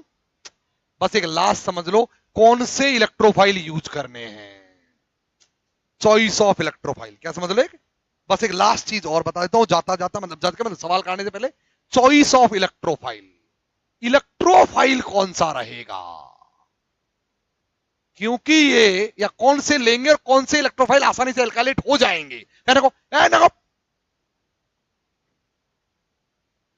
ये एक इनोलेट है और ये RX पे मार रहा है माथा।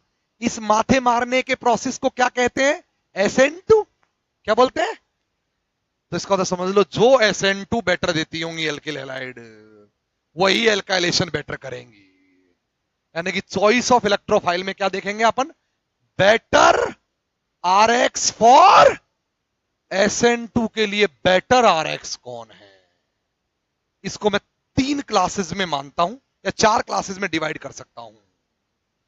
पहली एल्किल हैलाइड्स, जो गजब का एल्काइलेशन देती हैं, बिल्कुल तैयार ही बैठती हैं, जो SN2 मोस्ट रिएक्टिव हैं। बताओ बताओ बताओ।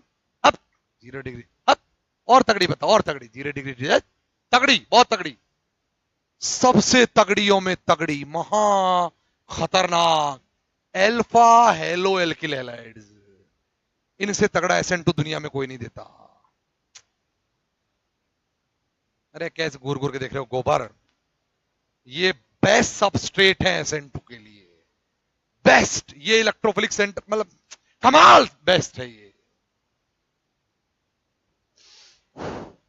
बोलो बोलो, तगड़े। इसके बाद कौन आते हैं? Benzyl halides. कौन आते हैं? कमाल है ये। इसके बाद कौन आते हैं? Allylic halides. कौन आते हैं? कौन आते हैं? और या फिर 0 डिग्री एमीबीआर। ये सबसे आसानी से एल्काइलेट, एल्काइलेट इजीली नहीं बोला चाहिए इसको, इजीली बोलना चाहिए। इजीली से भी तगड़ा क्या होता है? रेडिली। क्या बोलेंगे? हाँ बिल्कुल, थाली में लेके बैठे, आओ आओ इनोलेट, आओ हम पे टक्कर लगाओ, तैयार बैठे हैं। इसके बाद आती हैं 1 डिग्री एल्किल हैलाइड्स। कौन सी वाली? हाँ अरे बोलो ना यार, 1 डिग्री एल्किल हैलाइड्स। समझ में आया? ये इजीली करेंगी, इजीली इजीली इजीली करेंगी। इसके बाद आती हैं 2 डिग्री हैलाइड्स। ये थोड़ा गड़बड़ा जाएगा, स्टेरिक क्राउडिंग हो जाएगी। बोलो, ये स्लोली करेंगे। कैसे करेंगी? स्लोली, धीरे धीरे एल्काइलेट होंगी। और उसके बाद आती है 3 डिग्री एल्किल हैलाइड। ये एल्काइलेट लिख लो, do not alkylate, do don't alkylate. ये एल्काइलेट नहीं होंगी, नहीं करेंगे। छाप लीजिए, एकदम छाप लीजिए।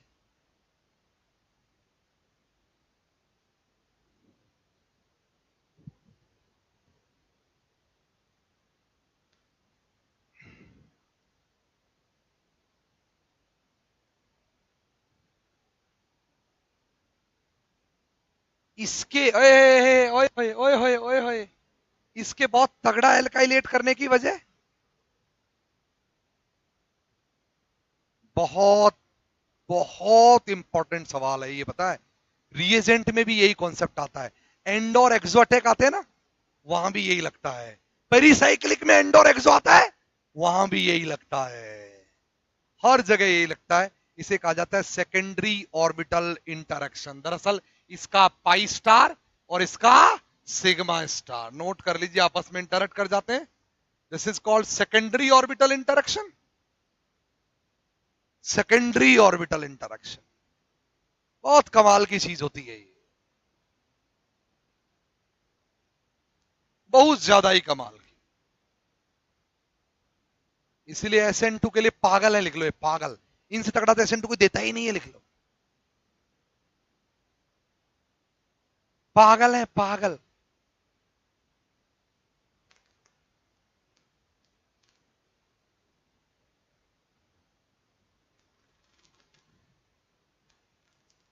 बनाओ इसकी फोटो, आप चाहो तो बनाओ। ये देखो, देखो देखो,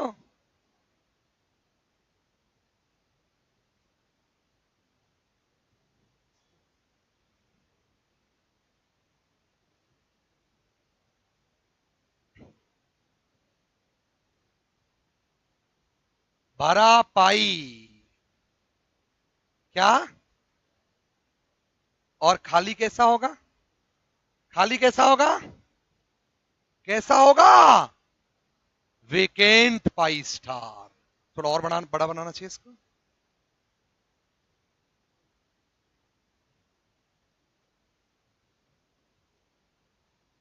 इधर ऑर्बिटल कोफिशिएंट छोटे होंगे, बता दूंगा मैं आगे बुर्गिट यूनिस्ट में। यहां ऑर्बिटल कोफिशिएंट छोटे होंगे, इस तरफ ऑर्बिटल कोफिशिएंट ज्यादा होंगे, बड़े, राइट? ये ऐसे। और इसका कौन सा ऑर्बिटल? सिग्मा। कौन सा? लिख लीजिए, यही है वो इंटरेक्शन, यही है वो इंटरेक्शन। नोट कर लो, pi star sigma star interaction, pi star sigma star interaction.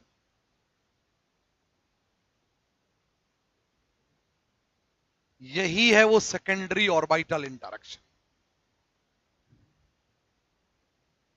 यहां बीच में इनका एक सिग्मा होगा, सिग्मा होगा, भरा सिग्मा। ये पूरी फोटो बना दी मैंने इसकी। एकदम टनाटन वाली।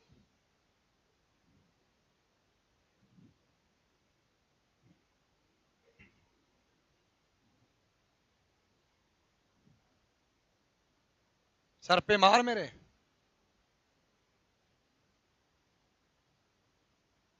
इसमें भी लिख लो, ये वाली लोब छोटी होगी, और बेटर अगर एमओटी आपको समझनी है तो ये लोब लिख लो छोटी होगी, और इसको और बेटर बना सकते हो बड़ी, ये लिख लो और बड़ी होगी, क्योंकि मेनली सिग्मा स्टार लाई करता है लेस इलेक्ट्रोनेगेटिव एलिमेंट पे। लिखो आइस, और बढ़िया है चित्र, काफी बढ़िया नजर आ रहा है। This is pi star sigma star interaction.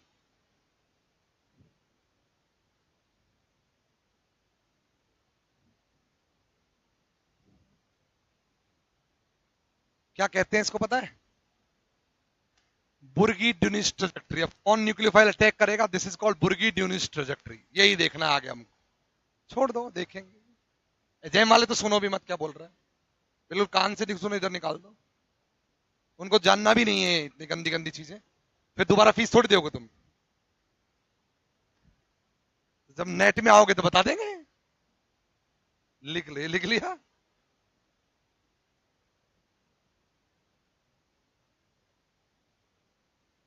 नहीं नहीं ऐसा नहीं, मुझे कोई दिक्कत नहीं फीस पास की, तुम पचा नहीं पाओगे, खेल बहुत बड़ा है वो, और फिर पचा पाओगे तो सिलेबस ही नहीं होएगा। तो तुम्हारा तो अब 2-3 लेक्चर और बचा है, मस्त ऐश करो, मुश्किल 3-4 लेक्चर टनाटन।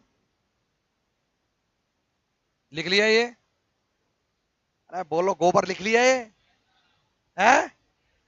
ठीक है, पहला लिखिए एल्काइलेशन ऑफ साइनाइड्स, नोट कीजिए। पहला आप चालू कर रहे हैं, अलग अलग कंपाउंडों का एल्काइलेशन पढ़ेंगे हम। एल्काइलेशन अब बहुत मजा आएगा, मुझे पता है, क्योंकि मुझे कुछ करना ही नहीं है, सब पढ़ा चुका हूं। यही तो खास बात है, जब तक रिएक्शन आती है मैं बिल्कुल एकदम मस्त हो चुका होता हूं। रिएक्शन खुद ही कर लो, ये मत उतार, ये सब तो जान चुके हो तुम यार। ऐसे ही लिखा मैंने, एल्काइलेशन ऑफ साइनाइड उतार लो, क्या उतार लो, चालू हो जाओ। अरे यार प्रोडक्ट साथ है यार, ये गड़बड़ है। ओ गॉड, चलो करो, कसम है तुम्हें, मम्मी कसम ही देखोगे तो। लिख लो।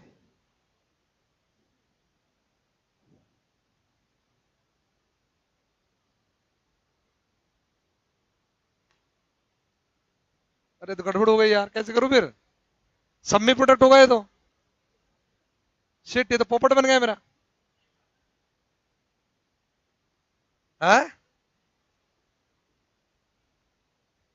देखो क्या होगा, इधर देखो, ए सन सुन तो लाभ, गधे की तरह। क्या होगा? अच्छा पहले तो कौन सी मैकेनिज्म है बताओ, 1 स्टेप की 2 स्टेप? 1 स्टेप, एक ही साथ एल्केलाइड, उसी के साथ बेस, और ये क्या है? हाँ, क्योंकि ये वाला बेस और ये वाला एल्केलाइड तो साथ ले ही नहीं सकते, नहीं तो डिफरेंट फेज में लिया है अपन, है ना? है ना? क्या किया होगा देखो, OH, ए OH क्या किया होगा? ए पप्पू ये रही, ये रहा, निकाला, और ये अटैक कर दिया होगा इस एल्केलाइड पे, बोला यार, बन गया। देखो 84% यील्ड, अरे बाप रे, इतनी बढ़िया यील्ड दे रहा है, देख लो, मस्त है, टकाटक है, एकदम बढ़िया है। अरे गधो, अब ऐसे मत सोचना कि ये इधर कैसे आ गया, वो उसने CN को उधर लिख दिया कहीं है। ये आर ही जुड़ा है।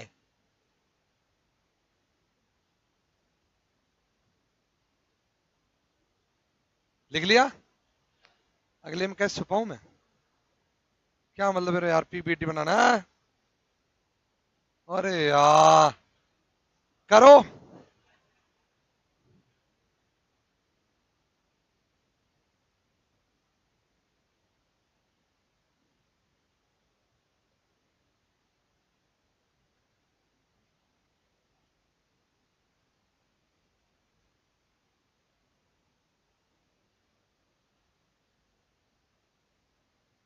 नहीं करूंगा चेक, लिख लो।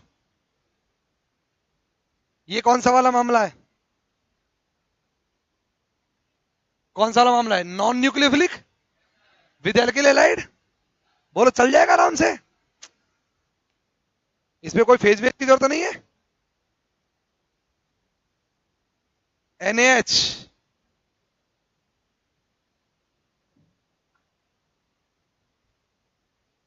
बन गया। कहां है? अच्छा अल्फा हाइड्रोजन कहां है?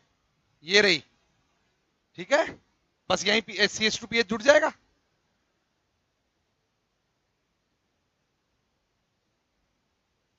इसको भी टीप रह रहे बेशरम।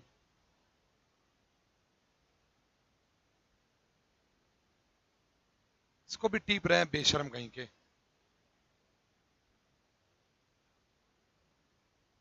दुष्ट कहीं के। चलो मैं लिखना शुरू करता हूं, ऐसे पार नहीं पड़ेगी यार, टीप टाप लोगे तुम तो।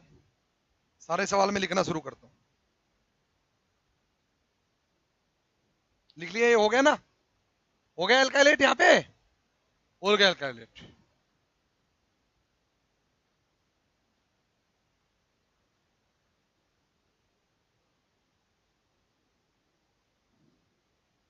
चालू हो जाओ।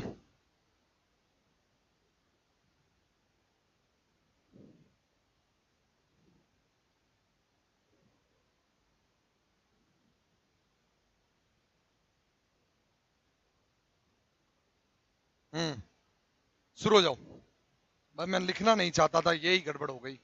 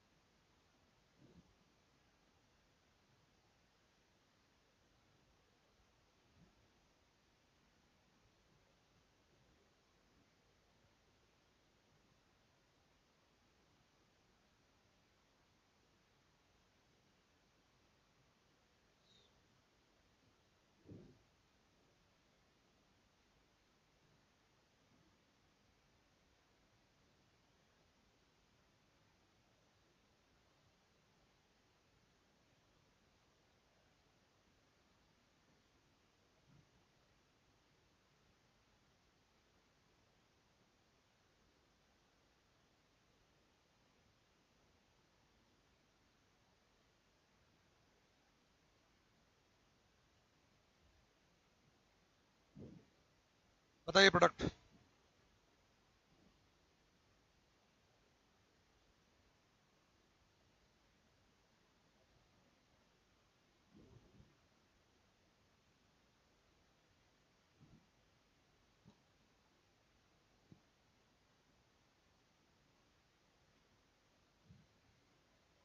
साइनाइड बहुत कम एसिडिक प्रोटॉन रखते हैं, फिर भी ये टर्सरी एमीन यूज कर लिया, क्यों? लिख लो, ये एक्टिव मेथिलीन ग्रुप है। AMG है, AMG एक्टिव मेथिलीन ग्रुप है।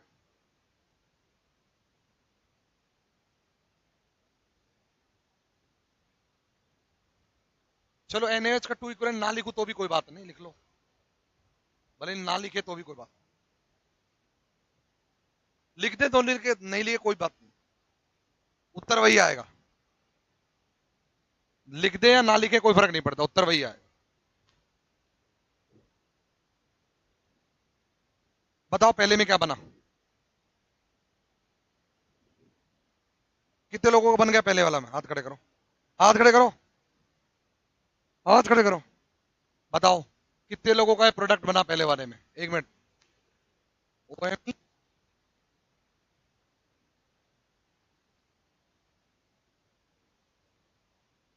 एमी कितने लोगों को प्रोडक्ट बनाए? हाथ खड़े करना। सबका गलत, सबका गलत। क्योंकि ये और ये सब एक ही डब्बे में एक ही साथ पड़े हुए हैं, और ये बहुत स्ट्रॉन्ग बेस है, इसलिए ये इस प्रोटॉन को भी नहीं छोड़ेगा, और लिख लो डाई एल्काइलेशन होगा। ये करेक्ट आंसर है।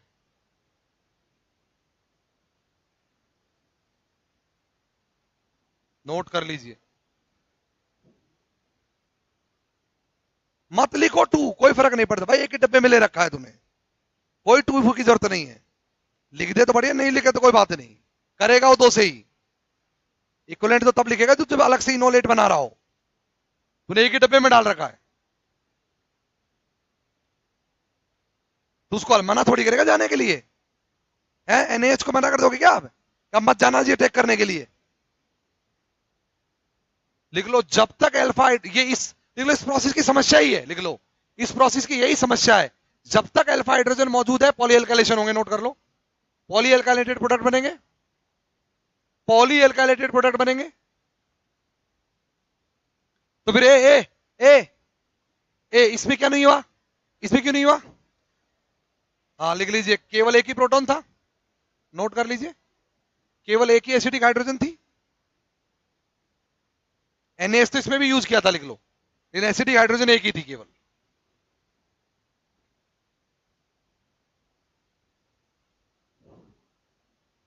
इस प्रोसेस की यही समस्या है, पॉली एल्काइलेशन होता है, बिकॉज आपने एक डब्बे में सब डाल दिया है।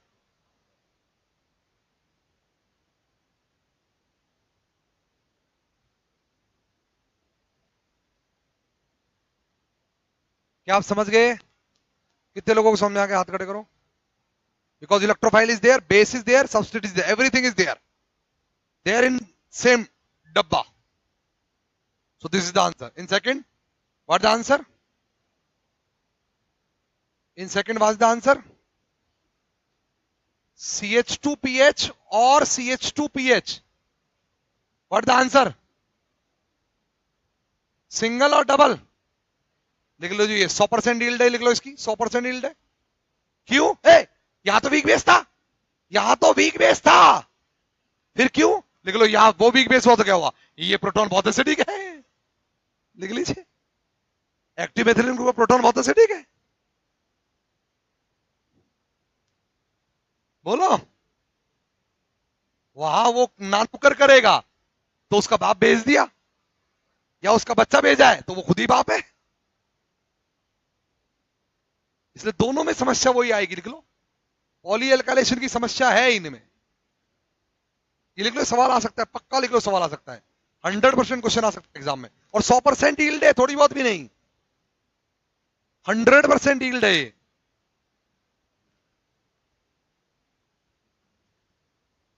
100% यील्ड है।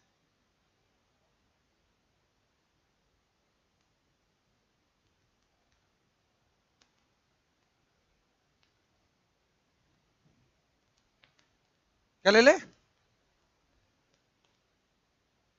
तो फिर ये पीएच कैपेसिटी में ये वाला बेस ले क्यों लेगा तू, क्या जरूरत तेरे को, फिर तो एनएच वगैरह ले, जरूरत क्या पड़ रही है? हाँ तो ले ले, तो एक ही होगा फिर, हाँ बिल्कुल, हाँ बनता है, बनता है, एक ही पीछे बनाया हमने, बीटीसी में समस्या है नहीं, बोला यार, अलग अलग कंटे उसमें उसमें फेज में रहते हैं, नहीं होगी पॉली एल्काइलेशन, नहीं होगी पॉली एल्काइलेशन, उसमें तो प्रॉब्लम थी नहीं ना, इन्हीं में तो प्रॉब्लम है। इसमें क्या बनेगा,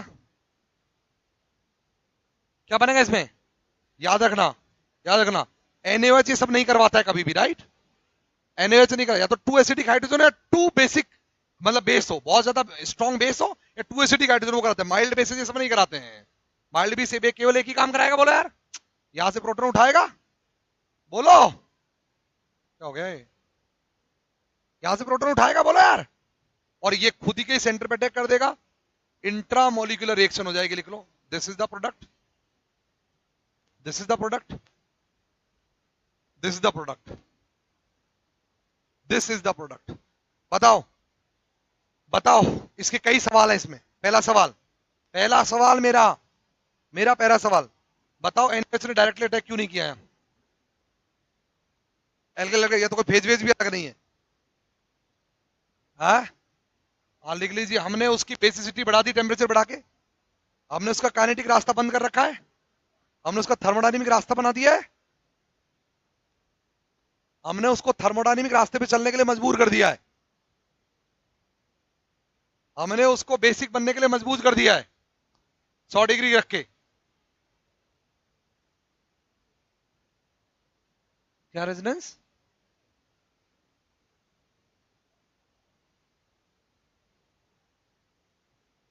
क्या हो गया, वो तो बेस बना तभी तो डिलोकलाइजेशन हुआ, क्या मतलब हुआ? वो तो है ही तभी तो इनोलेट केमिस्ट्री चल रही है, ये निकलेगा तो रेजोनेंस स्टेबलाइज होगा तभी तो इनोलेट केमिस्ट्री है, और क्या है ये? रेजोनेंस स्टेबलाइज, अरे ये हाइड्रोजन एसिडिक इसीलिए तो है क्योंकि ये साइनाइड है, ये इनोलेट इक्विवेलेंट है। एक बात, और दूसरी बात लिख लो, इंट्रामोलिकुलर सब्स्टिट्यूशंस इंटरमोलिकुलर सब्स्टिट्यूशन पे हमेशा कॉम्पीट करती है। दूसरा रीजन ये भी है, इंट्रामोलिकुलर सब्स्टिट्यूशन हमेशा इंटरमोलिकुलर सब्स्टिट्यूशंस पे कॉम्पीट करती है, ऑलवेज कॉम्पीट करती है, ऑलवेज कॉम्पीट करती है। इसलिए लिख लो, वहां 100 डिग्री सेंटीग्रेड देके आपने रास्ता तय करवा दिया कि इसको आपको एल्काइलेट कराओगे, वो भी इंट्रामोलिकुलर एल्काइलेट, वो भी इंट्रामोलिकुलर एल्काइलेट।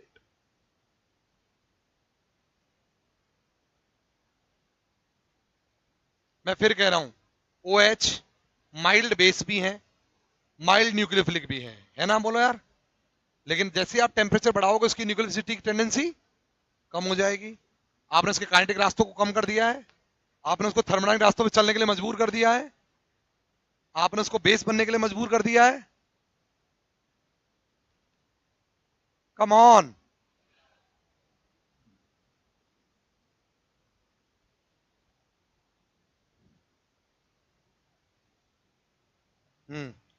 मैं ही लिखूंगा तो छोड़ो, लिखो एल्काइलेशन ऑफ साइनाइड, खत्म हुआ, एल्काइलेशन ऑफ नाइट्रो एल्किन्स,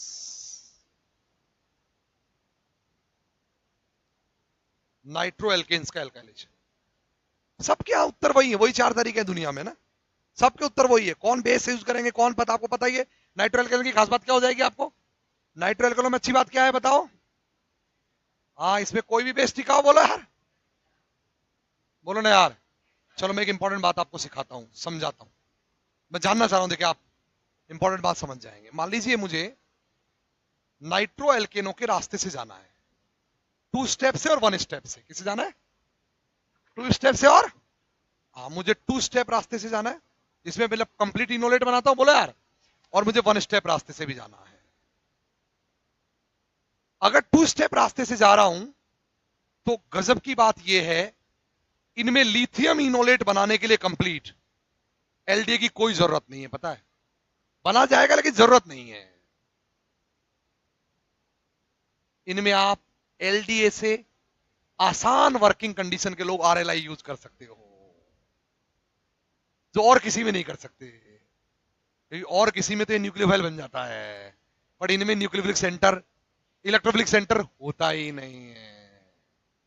इसलिए लिख लो, केवल और केवल नाइट्रो एल्केन ही दुनिया में ऐसे कंपाउंड है जिनके लिथियम इनोलेट लिख लो RLI से बना सकते हैं। केवल नाइट्रो एल्केन है दुनिया में, केवल यही बचे हैं दुनिया में। तो फिर इतनी घटिया LDA के साथ क्यों जाएंगे हम, इतनी बेकार कंडीशन -3 डिग्री, आराम से RLI यूज करेंगे, सिंपल बोला यार, नॉर्मल ऑर्गेनोमेट्रिक रिएजेंट है, बढ़िया ऑर्गेनोमेट्रिक रिएजेंट यूज करेंगे, नोट कर लो, बढ़िया, एकदम बढ़िया, टकाटक। OLI ओ लिख लो, आराम से RLI से बना लेंगे, आराम से RLI लिख लो, इस प्रोटॉन को ही लाएगा सदा। क्यों? क्यों? क्योंकि इलेक्ट्रोफिलिक सेंटर ही नहीं है। ए दुष्टों, इधर देखो, इधर देखो, बहुत बढ़िया सवाल, बहुत ही बढ़िया सवाल, कमाल का ही सवाल, मतलब बेहतरीन ही सवाल। साइनाइड, NO2, कीटोन, एस्टर,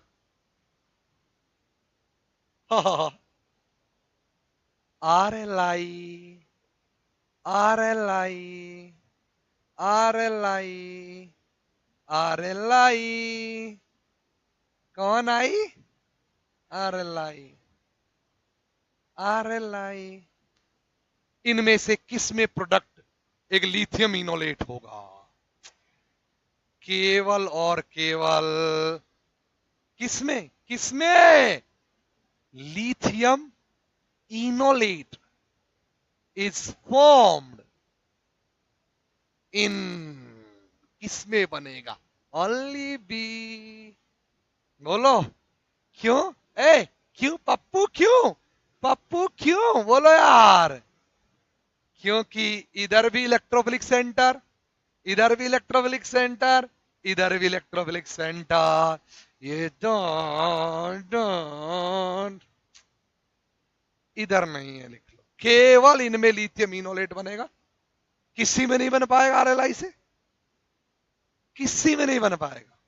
आपको इसमें लिथियम इनोलेट चाहिए, एलडीए इसमें चाहिए, एलडीए इसमें चाहिए, एलडीए, एलडीए लाई का, आरएलआई नहीं, आरएलआई नहीं।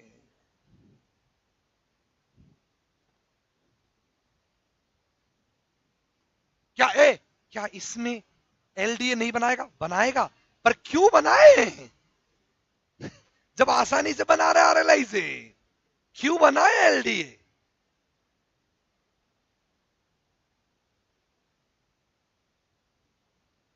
है घर बैठे बैंक में पैसा आ रहा है, नरेगा की नौकरी करने क्यों जाएंगे?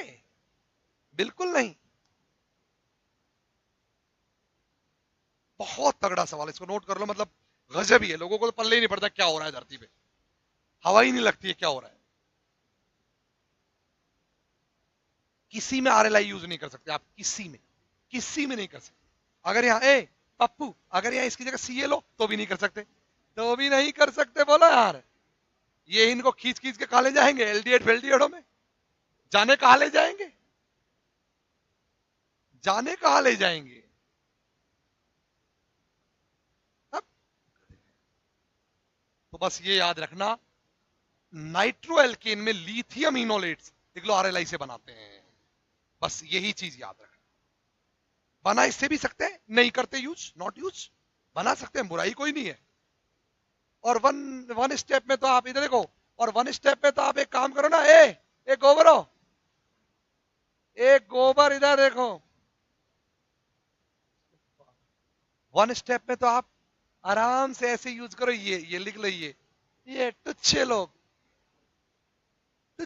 यूज करो, लिख लो, समस्या ही नहीं, कोई छेड़ाछाड़ी नहीं करते इनसे।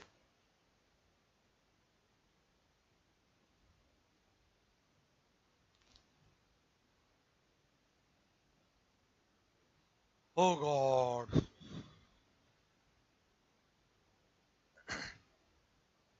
सवाल कराऊं? पीपीटी में तो उत्तर होंगे। चालू हो जाओ, चालू हो जाओ। या पहला, MEnO2 BuLi THF, आरएलआई के साथ हम्पा यूज करते हैं, HMPA, हम्पा।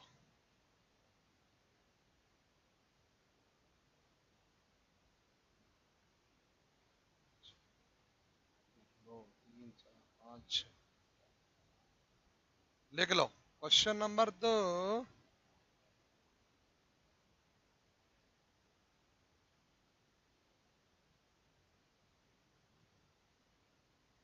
BuLi THF हम्पा।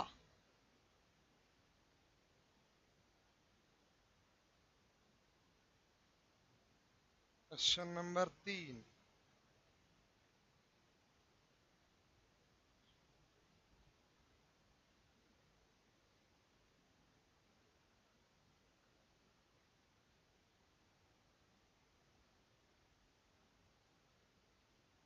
BuLi THF HMPA PHCH2B।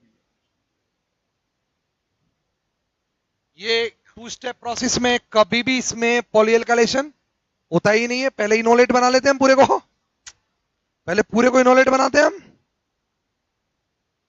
पॉलीएल्काइलेशन की कोई समस्या ही नहीं है। पहले हम सारे को इनोलेट कन्वर्ट कर लेते हैं, बोलो कंपाउंड बचता ही नहीं है। जब एल्काइलेटेड प्रोडक्ट बनता है तब बेस बचा नहीं रहता, तब तक तो बेस पहले ही यूज कर चुके हैं बेस तो। अरे टू स्टेप में तो बहुत सिंपल है ना यार, पहले सारे का सारे को इनोलेट, फिर इनोलेट को एल्काइलेट करा दो, अलग अलग स्टेप में डील किया दोनों को।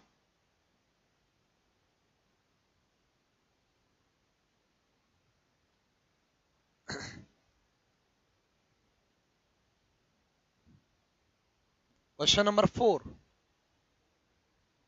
da, da, da, da, da, da. Da, da, da. NO2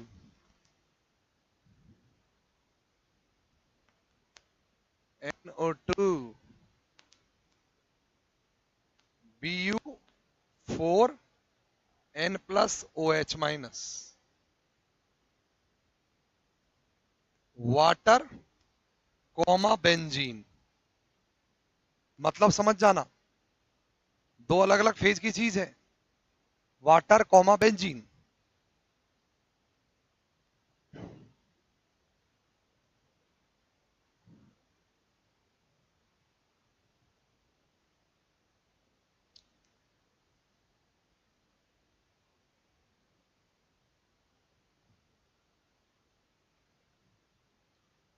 मैं चाहूं तो मेरी मर्जी से भी कंपाउंड लिख सकता हूं, बट मैं कभी नहीं लिखता हूं, क्योंकि परीक्षा में सवाल केवल वही आएगा कार्बन सहित भी, मतलब एज इट इज, जो बुक में होगा। चाहूं तो मेरी मर्जी कोई कैलकुलेट दे सकता हूं आपको, पर मैं नहीं देता हूं कभी भी, बिकॉज ना केमिस्ट्री मेरे बाप की ना आपके बाप की, केमिस्ट्री किताब की, राइट। इसलिए केवल वही सवाल हल करने या सॉल्व करने होते हैं जो जिनका हमारे पास रेफरेंस होता है, चाहे भले रिएक्शन हमें आती हो, कोई फर्क नहीं पड़ता इस बात से।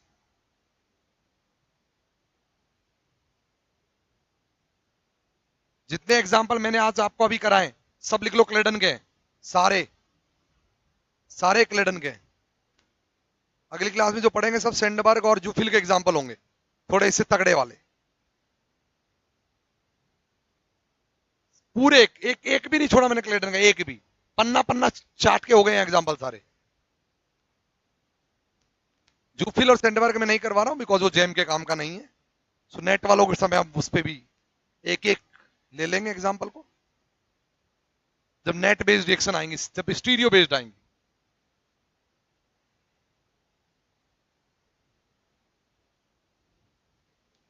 बना लिए प्रोडक्ट, बना लिए प्रोडक्ट, बोलो प्रोडक्ट बना लिए, पक्का? बताओ क्या बनेगा? कुछ भी नहीं, इधर देखो, कुछ भी नहीं। वन बाय वन सबको बताता हूं उत्तर। कुछ भी नहीं, बोर्ड पर देखो, बोर्ड पर देखो। पहले में क्या, पहले में क्या, यहां पे इनोलेट बन जाएगा और ये यहां से अटैक कर देगा। बोलो यार, ये CH3 है ना, बोलो। ब्यूटाइल लिथियम, टका, ठीक है, बोलो टका बाहर। समझ में आया? तो कितने कार्बन का हो जाएगा? 1 2 3 4 5 6, एक वो 7, तो 1 2 3 4 5 6 7 NO2। ये प्रोडक्ट लिख लो।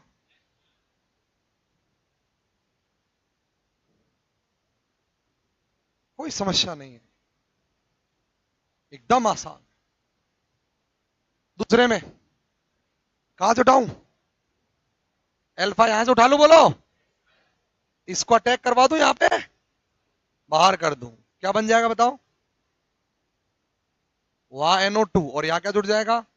इथाइल।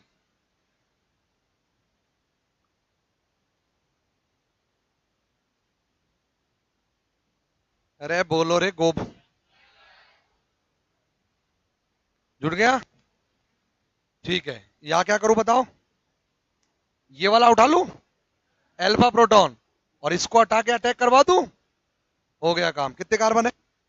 1 2 3 4 5 6, 6 तो NO2 वाले में ही है। 1 2 3 4 5 6 NO2 और इस पर क्या जुड़ जाएगा? यहां पे क्या जोड़ दूं? CH2PH, CH2PH। Got it? अगले वाले में बताओ, लास्ट वाले में बोलो। कॉपी मार लो, कॉपी मार लो, इसको मिटा दो। लास्ट वाले में बोलो। कुछ भी नहीं, बस वन स्टेप प्रोसेस है, और ये भी वन स्टेप वो वाला नहीं है जिसमें वो पॉली एल्काइलेशन की समस्या ही नहीं है। बोलो यार, उसकी तो कोई प्रॉब्लम नहीं है, तो डबल फेज है मान, और इसमें तो वैसे भी इनमें तो पॉली एल्काइलेशन आएगा, बहुत वीक बेस है ना यार, उस टाइप के, और ये उतनी एसिडिक हाइड्रोजन नहीं है कि ये वो मतलब एक्टिमेथिलीन ग्रुप जैसी हो। तो वैसे भी कुछ नहीं, अलग अलग फेज की चीज है। यहां से उठाओ प्रोटॉन, ये ले लिया प्रोटॉन, बोलो यार, और ये अटैक कर दिया इस पे और ये चला गया बाहर। क्या हो गया बताओ? अरे बोलो। NO2 यहां जुड़ जाएगा सारा का सारा। क्या जुड़ जाएगा सारा सारा? सेकेंडरी है ना ये जुड़ गया। क्या हुआ? अरे ये जुड़ गया ले, खुश, जुड़ गया, हो गया। अच्छा एक NO2 इधर भी था, तो आपने अल्फा से प्रोटॉन क्यों नहीं निकाला? निकाल भी सकते, कई लोग विद्वान तो ये भी कर सकते हैं, कई विद्वान तो यहां भी एल्काइलेट करवा सकते हैं इसको ऐसे, और वो कुछ भी बना सकते हैं, उन्हें पता नहीं वो दुनिया में क्या है, वही जानते हैं वो क्या है प्रोडक्ट। लिखो alkylation of ketone and asters. Alkylation of, हो गया क्या सवाल? हो गया टाइम अप? ठीक है टाइम अप, कल लेट हो गए थे कुछ बच्चे, चलो ये तो लिख ही लो, लेकिन alkylation of ketone and asters.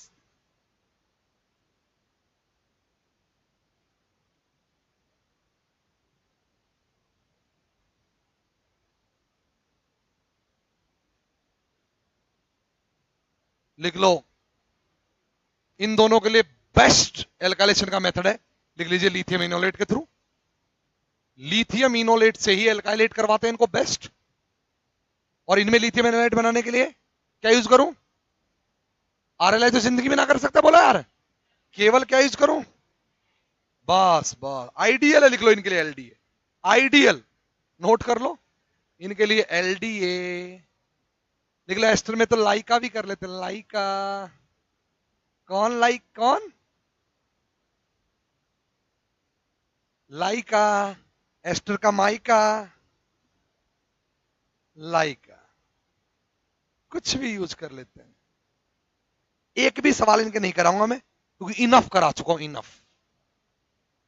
अब इनमें भी इनफ हो चुके हैं इनके, इनफ, कुछ ज्यादा ही हो चुका है, लिख लीजिए कुछ ज्यादा ही हो चुका है इनके इनोलेट्स, और आराम से एल्काइलेट करवा लो। अच्छा इनमें मैं ही बता देता हूं तुमको ना, मैं ही उत्तर बता देता हूं, तुम खुद ही कर लोगे।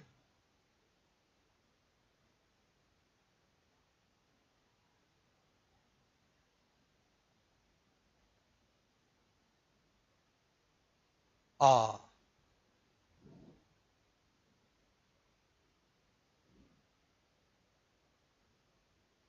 अबे क्या घुरघुरे देख रहे हो? हैं?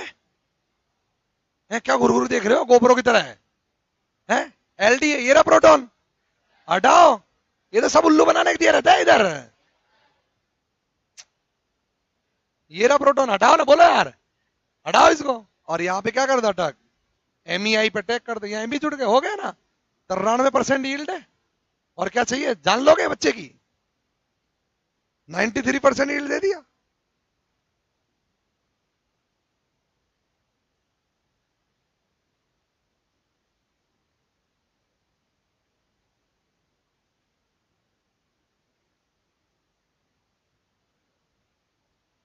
अच्छा अब एक क्वेश्चन है छोटा सा, ये वाला प्रोटॉन भी तो एसिडिक हो सकता था, ठीक है, क्योंकि इसके हटने से भी तो कॉन्जुगेटिंग सिस्टम बन जाएगा, बनेगा ना, बोला यार, हो जाता, पर इसने बर्बाद कर दिया, क्योंकि ये OAT इसको प्लस M दे रहा है। लिख लो इस प्लस M की वजह से इस पर डेफिशिएंसी रही नहीं, इसलिए प्रोटॉन एसिडिक नहीं रहा, नोट कर लो, एसिडिक नहीं रहा है प्रोटॉन। OET प्लस M खत्म कर दिया बेचारे की जिंदगी को।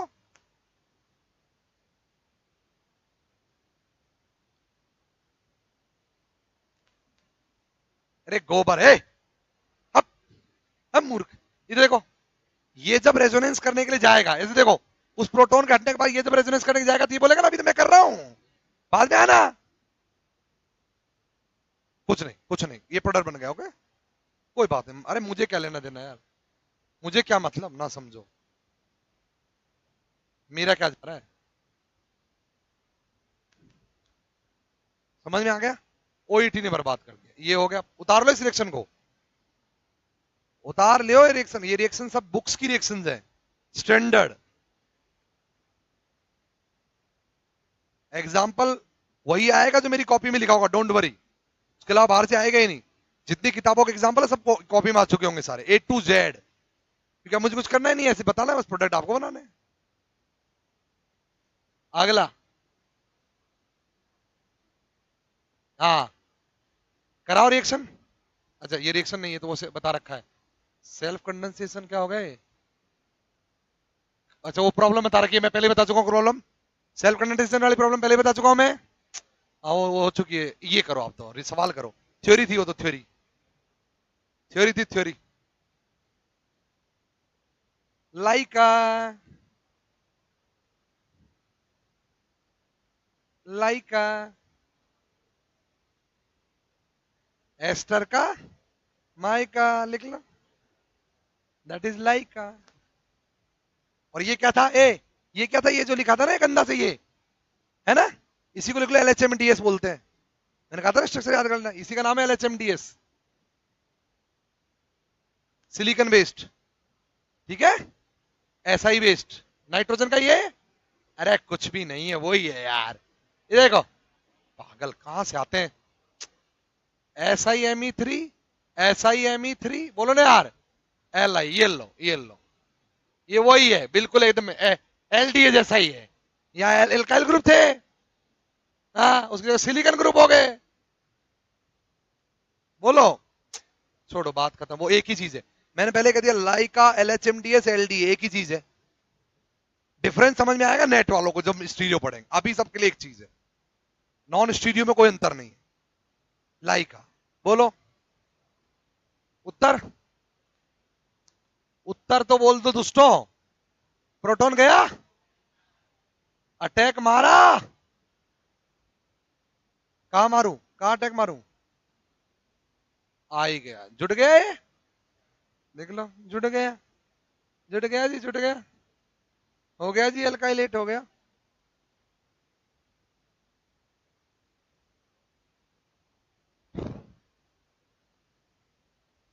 करो, अरे दिखाने के लिए गंदा है बस, करो, एसिड, अच्छा मैं लिख देता हूं, एक मिनट मैं लिख देता हूं, मैं लिख देता हूं, कर लोगे। मैं ये पता है क्या, ये एसिड है, एसिड क्या है, तो लिख लो, ये अल्काइलेशन ऑफ एसिड आ गया, आप नोट कर लो, हो गया काम,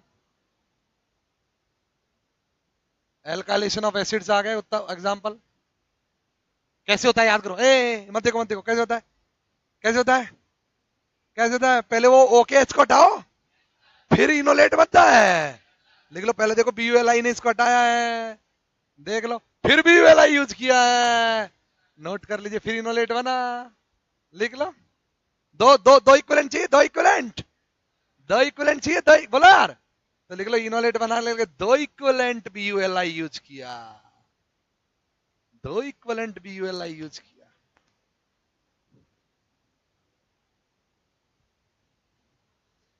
लिख लो, दो इक्विवेलेंट LDA भी यूज कर सकते थे, एक ही बात है, सेम चीज है, पर BULI की वर्किंग कंडीशन अच्छी होती है, इसलिए हम वो यूज करके ले लेते हैं। और एसिड में कोई इलेक्ट्रोफिलिक सेंटर तो है नहीं, तकलीफ की बात ही नहीं,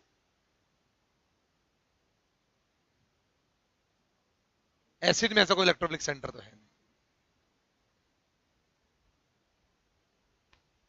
कुल मिला के इधर देखो, इधर देखो, वही हुआ होगा, यहां देखो, देखो देखो, ये माइनस था, ये आया, और इसने बस अटैक मार दिया होगा, ये गया, बन गया, ये हो गया अल्काइलेट, बस जुड़ गया ग्रुप यहां।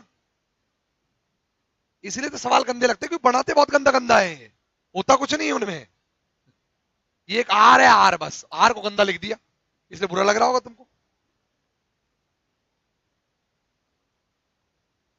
अब ये सोचो, ऐसा प्रोडक्ट में लिखा हो तो वैसे आदमी पागल हो जाए, इतना बड़ा, दो दो रिंग, लेना देना उनका कुछ नहीं है, आर है वो, आर।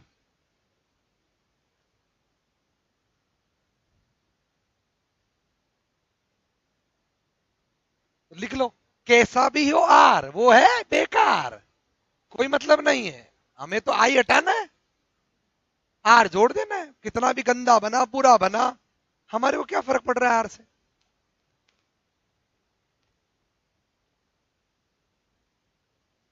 बस ये इंपॉर्टेंट है। एसिड है तो दो इक्विवेलेंट चाहिए,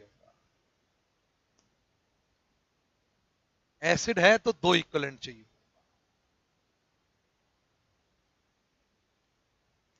ओ माय गॉड, लिख लिया। इसमें कितना है, अरे यार लिख देगा। इसमें कितने इक्विवेलेंट चाहिए, तीन। एक इसको हटाओ, एक देखो ये रहा। अरे बोलो यार, ये है ये कंपाउंड, समझ में आया आपको। और फिर तीसरा जाके हटा पाएगा, तीन चाहिए, तीन। इसे लिख लो एलडीए तीन इक्विवेलेंट।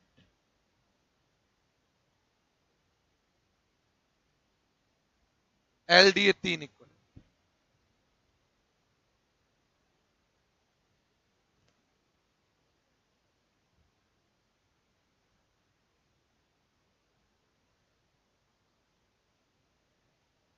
अरे कुछ नहीं है, इसकी शॉर्ट फॉर्म होती है बॉक, इसकी लिख ले, इसको बॉक बोलते हैं, ऐसे लिखा रहता है कंपाउंड में, ठीक है।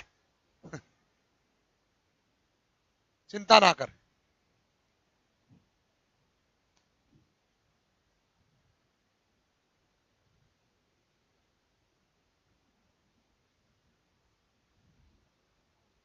लिख लिया,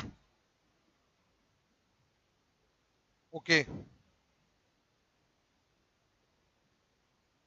नहीं नहीं, अब हो गया, बस बस हो गया, खत्म हो गए। हमने किस किस के पढ़ लिए मैं बता देता हूं।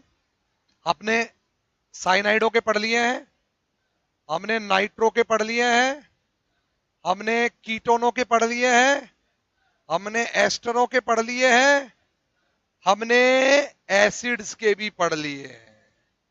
पढ़ लिए। बस किसके बचे हैं वो सुन लो। अगली क्लास में हमें एल्डिहाइडों के एल्काइलेशन पढ़ने हैं, इसके। और लास्ट बचेगा AMG, एक्टिव मिथाइलिन ग्रुप्स के, इन दोनों के बचेंगे। ये दोनों का कल्याण वस्तु होने के तुरंत बाद रीजियो सेलेक्टिविटी, और उसके बाद स्टीरियो की कहानी। That's it.